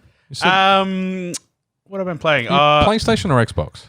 I'm PC Master Race. PC. Yeah, cool. I've got a PlayStation as well. I've got PlayStation, got Switch, and PC. But I built like a new computer start of this year. Yep. For Cyberpunk. So you're a proper nerd. Not really. So you'll have to upgrade that computer 17 times before. Well, there's been like I think two graphics card upgrades. Yeah. So, no, I'm cool. But yeah. So if it's on multiple platforms, I'll probably play it on PC. Yeah, you get better graphics. Yeah, I have like a fucking 32-inch curved monitor. Bullshit. Yeah. But I got a PlayStation as well because I find the PlayStation exclusive games the best. Yep. And I ended up on PlayStation just because all my mates were playing PlayStation. That's it. Yeah. A bunch of online games. It's the social aspect. I think first PlayStation I got the the Ring of Death, and then I was like, I'm never first my Xbox or Xbox 2, whatever it was, and I was like, ever since then I've just been buying PlayStations. Yeah, fair enough. Grand Good Theft old Auto red was always on PlayStation. Like, yeah. I never got the. There was a PS3 had the yellow light when the Yeah, Xbox 360. I've never had issues with PlayStations. Yeah. Yeah. My I ended my. Actually, that'd be a fun thing. What is your console journey up to where we are? If you can remember it. Well, so I used to build PCs when I was a kid. Like I grew up. My dad was a uber nerd before there was such a thing. So he built computers when you had to go to like Dick Smith and buy components and shit. I mean, Dick Smith. There, you're actually really showing your age. Tandy. It's even older than Dick Smith. It's all J-Car now. Yeah. So I used to hold the torch when I was like a 4-year-old. While Dad was building computers, and I think I got to about 7 or 8, and he swapped roles. So he'd hold the torch, and I was sitting there screwing in screws. I only fucked up one PC. Screw. I left a screw on the circuit board on the hard drive. And shorted. It shorted and blew the hard drive as soon as you turned it on. But it's one mistake you only make once. Yep. So PlayStation 2 we had, and it was attached to a 15-inch CRT monitor that was as deep as it was diagonal. Fuck. And I remember playing Gran Turismo. Would have been GT2, I think. Gran Turismo 2 for Great PlayStation 2. And then I bought an Xbox. And like fast forward like 5 years. I was an adult when I bought the original Xbox. Played Project Gotham and those sorts of games. Yep. And I've been playing and then jumped from Xbox to PS3. And mainly because of Dan and Chris and all my mates. PlayStation. 90% of the time, you're not missing out on games anyway, right? Like, I did skip a 7-year period where I was ruining my life playing World of Warcraft. Yeah. So one of the reasons I moved off PC games was to break that addiction. Yeah, and I had to stop because it was, it was ruining my social life. It's all I did. I think the first console I got was a Sega Mega Drive. Yeah, wow. Was it Master System first, then Mega Drive? Master System 2, then Mega Drive. Yeah, so I got a Mega Drive for Christmas. I think it was like me and my brother shared that as a Christmas present one year. Yep. And then I think probably the most of it was on 64. Yeah, played a shitload of 64. I've played 64. It was at one of like an old school girlfriend's. I moved into her family's home and they had a N64, but I missed the SNES and the Mega Drive and all of even the what was it? Wasn't the Galaxy? Genesis was all the rage for about a week. Yeah. Because I grew up working at a video store that was next door to the Games Wizards. Yeah, right. And so those I know boys exactly where that is. and the boys were it's across the road from the B&B, right? And the boys that worked in there were much older than I were. I was, I idolized them a little bit because they're kind of young adults, and I'm still a fucking 14-year-old, and they were smoking and fucking talking about video games all day, and it was really cool. The dream life, yeah, exactly. I remember it was before Second Life. It was before MMORPGs. It was one of the first online RPGs ever brought out called The Realm. It was a PC-only game. And the guy that ran the store, the manager in the store, built up this character and then sold it for like $2,000 real life money. Whoa. Sold the character. Yeah, wow. And at the time, that was massive just like back in those days. Yeah, it was huge. Like, yeah, Jesus. You could. I don't know if you wouldn't have been able to buy a car back then with that sort of money, but it was big dollars. And the concept, it was a new concept to be able to play a video game and then sell a character for real life money and real dollars. So yeah, interesting. But I missed the SNES. What was your journey, Tomo? Well, if I can go back in time. First console that we had in the house, Dad brought home a Commodore 64. That's not a console. That's a PC. What? Well, no. No, that's a PC. Okay, fun. C64 and Amiga 500, Amiga 2000. Nah, but it had a games pad, right? It had a games pad. I think that kind of classifies as a... You plugged it into a monitor, not a TV. That's just some of the times. Yeah. No, that wasn't a monitor. Anyway, so we had a Commodore 64, which I like vaguely remember playing. I would have been like 5 or 6 when that was in the house. And then the first real console we got by Pete's standards, because he is Lord and Master, in his own mind, was my own mind. Sega Master System 2. Yeah, okay. With Alex the Kid built in. Yep. And I will occasionally get really nostalgic and then find the Alex the Kid soundtrack on Spotify and have a day listening to it, because I'm sure you could get it, download an emulator for a PC and play the. You can, and they're about to relaunch it. Yeah, They've okay. remastered it and they bring it into like 3D like Switch graphics. But it's probably one of the few games that my older brother.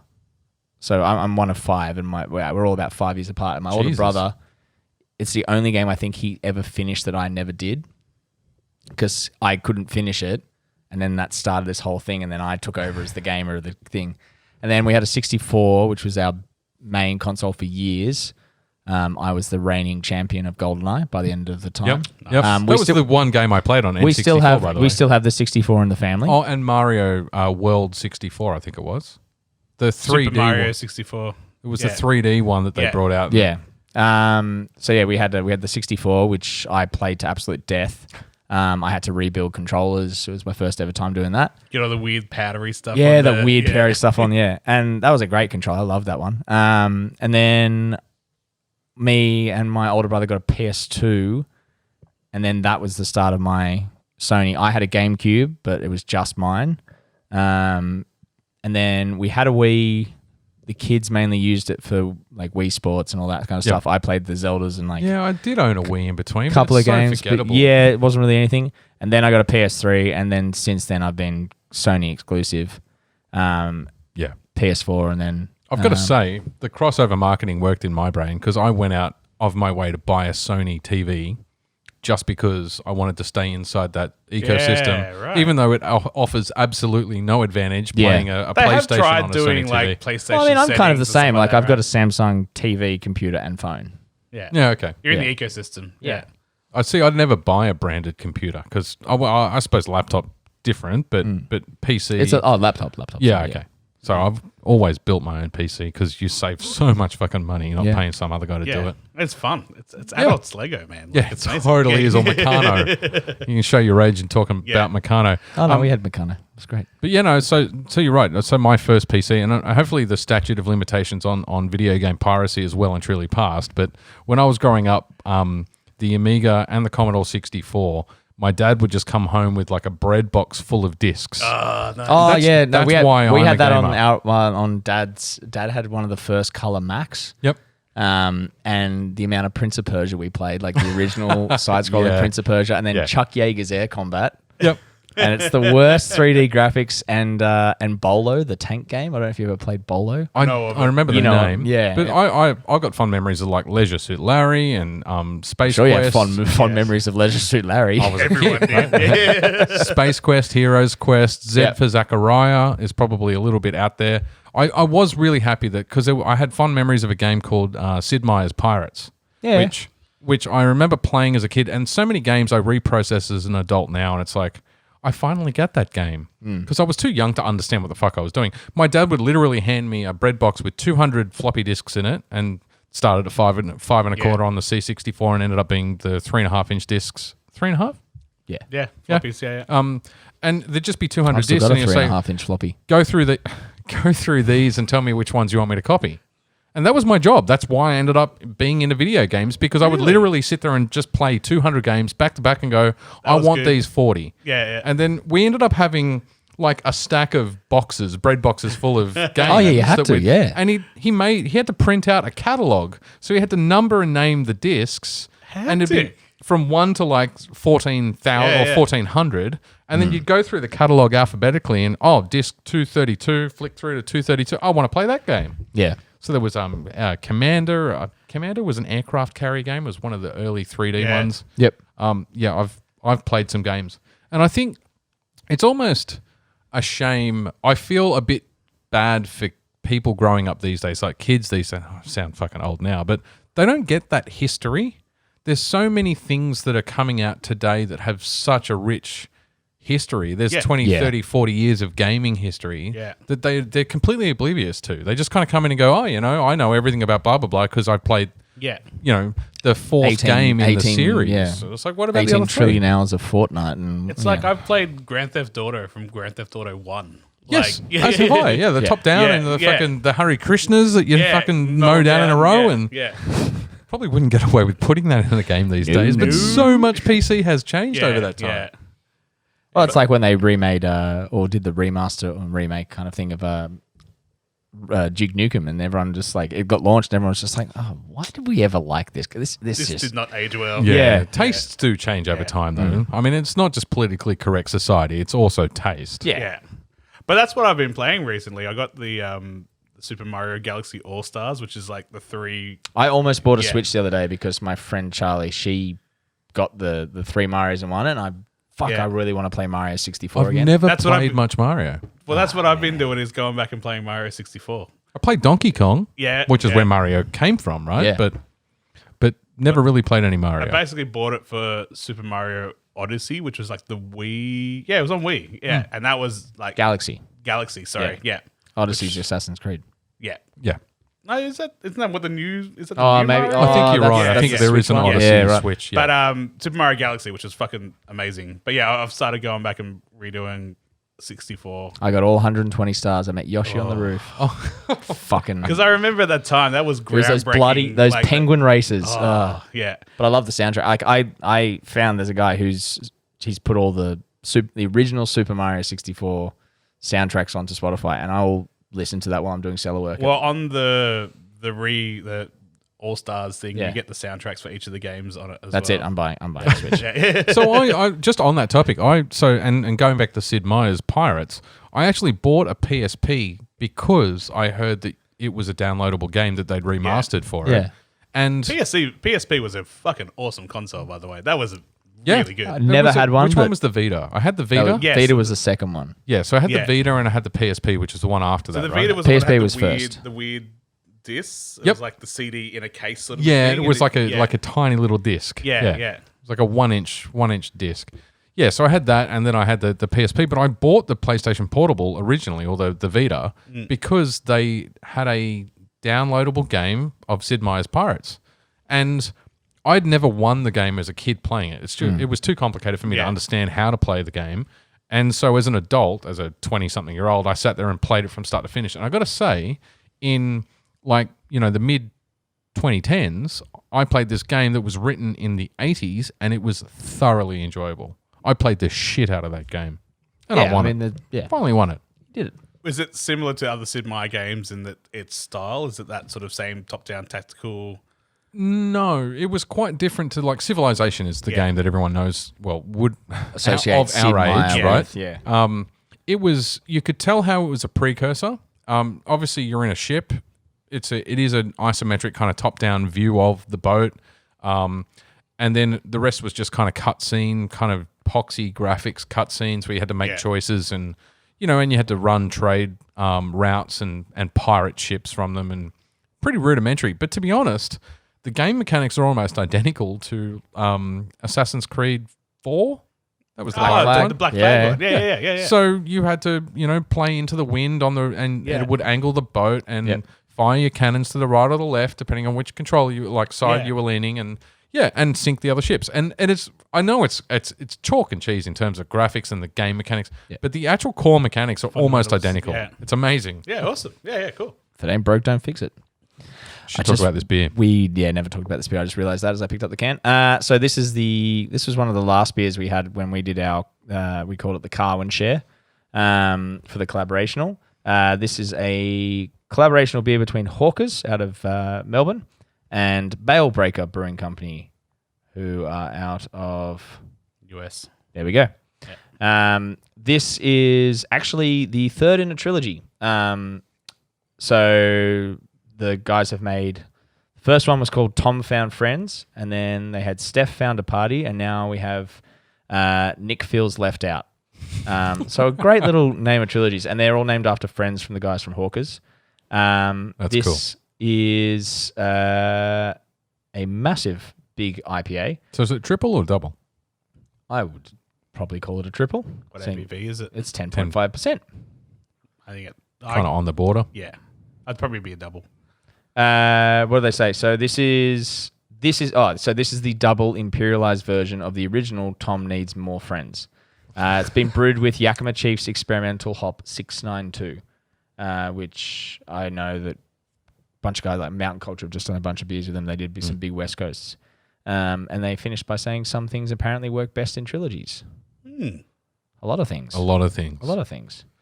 Yeah, it's a big. It's true to form IPA, so it's Yeah. not out there. You do get the hops and you do get the juice, but not a whole lot of juiciness.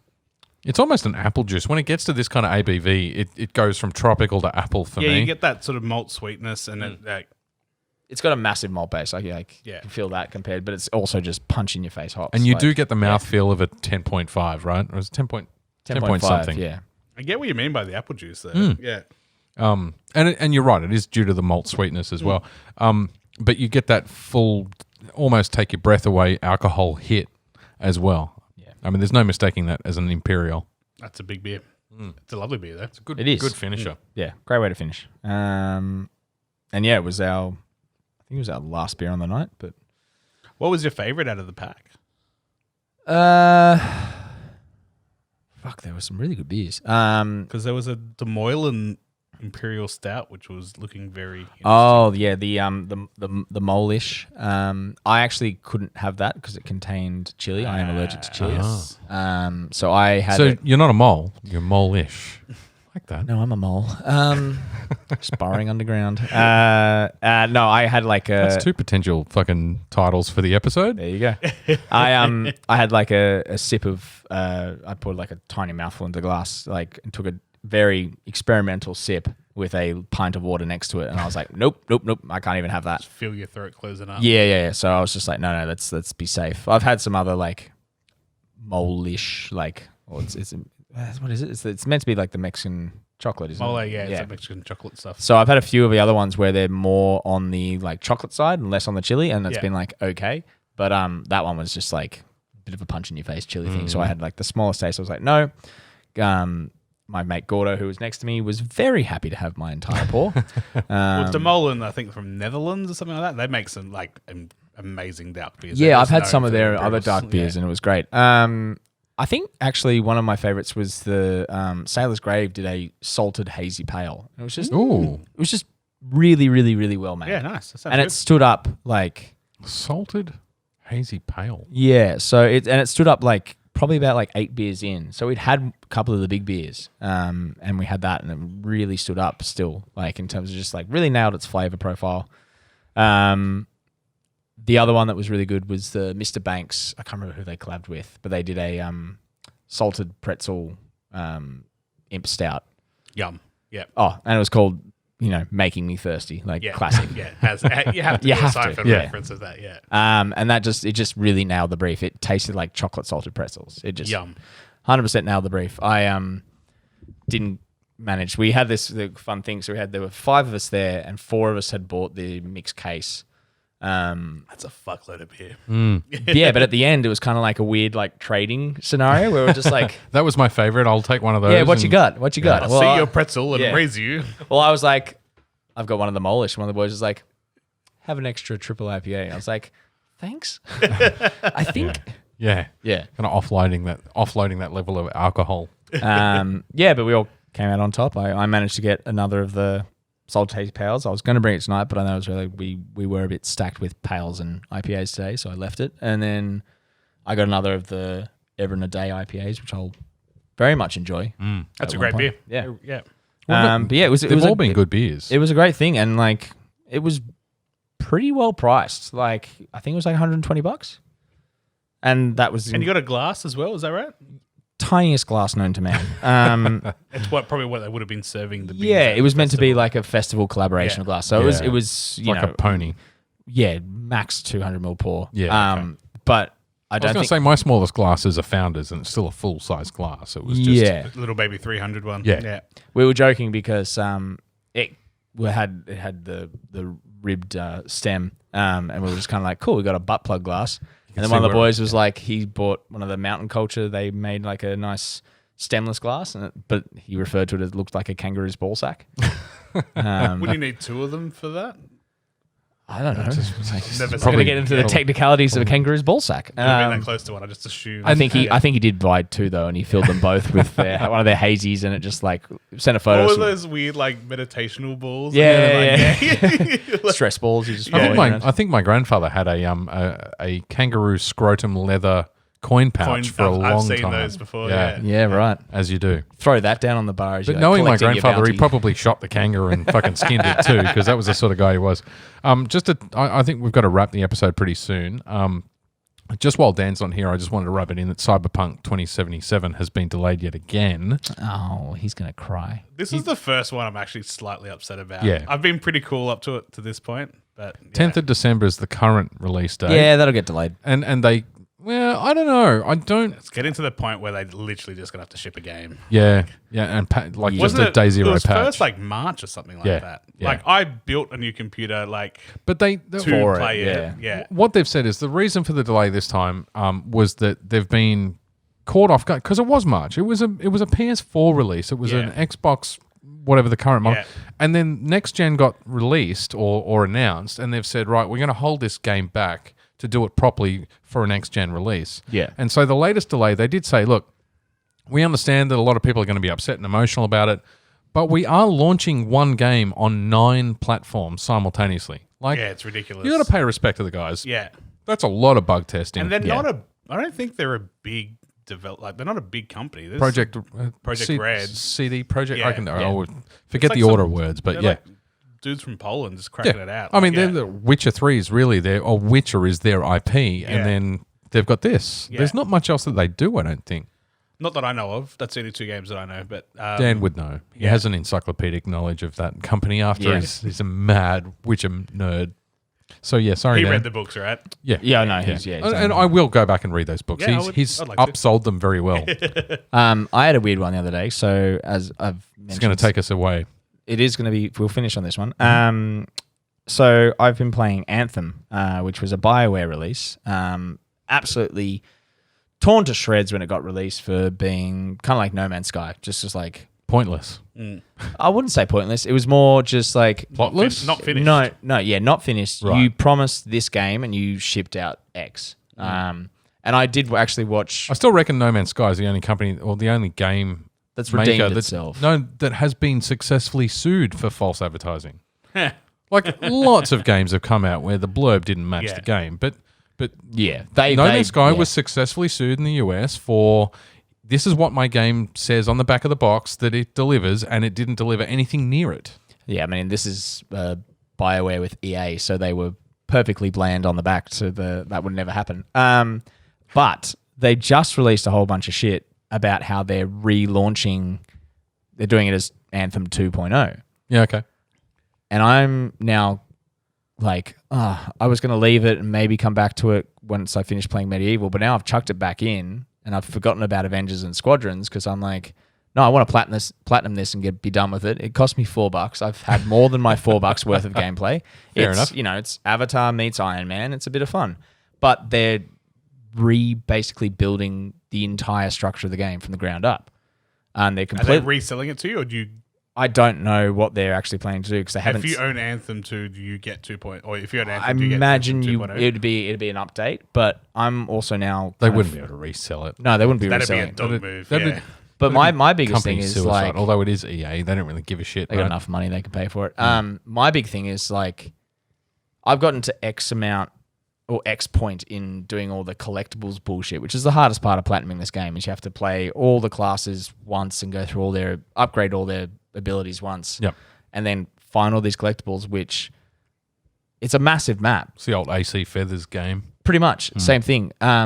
But half of them like only spawn in certain points at certain times, so you have to do that. Sucks. Sounds like EverQuest 2. Yeah, but I'm the like, rare if spawn they once every 24 hours. if they relaunch this game as 2.0, is this going to wipe my collectibles? I don't thing? think so. I don't think that's But how this it'll is my work. big fear. It's like because they're Just think, when the PS5 oh, releases... if they do it, I'll just snap the game in half and throw it out. Like, So I if- won't finish it. I'll be like, no, it's not worth it. If I'm they do not this- replaying that game from the If they ground do up. the same thing for PS5 to 4 as they did for 3 to 4, 4 to 3, I said that round the wrong way, you will be able to go back and re-platinum all the games that you've already platinumed that will be launched I don't want as to PS5 stack this titles. game though. I don't want to stack this platinum. I want to be done with it And and then move on. fling that game out my bedroom window. Yeah, fair enough. This But- is the annoying but thing. Like, so if they when- relaunch it, are they gonna like? Because it's a complete from the ground rebuild. Some games have like so I Well, think it was fucked my collectibles. 'cause GTA I'm like, 5. I'm at like had a- 80%. GTA 5 had a separate line item in the trophies list for the PS3 version to the PS4 version. So you could technically have double platinumed that game. Oh, it's not I about think going. they fixed it It's in not the going end. from 4 to 5. It's just literally like the 4 version. They're going to rebuild it. But I'm like, I'm not I doing get what The you're fixed saying. but- version, yeah. Yeah. It's like, no, I've struggled through your shitty gameplay on your first version. Don't fuck me when I'm this close. There you go. Don't fuck Tom when he's that close. I think that's going Oh, to dear. take away. Damn it. That's the title right Thanks there. for the quote. Thanks very much for joining us, Liam. Oh, really absolute pleasure. appreciate your Thanks for time, having mate. me, guys. Cheers. Thank you. Thank you. Good Bye. night. Bye.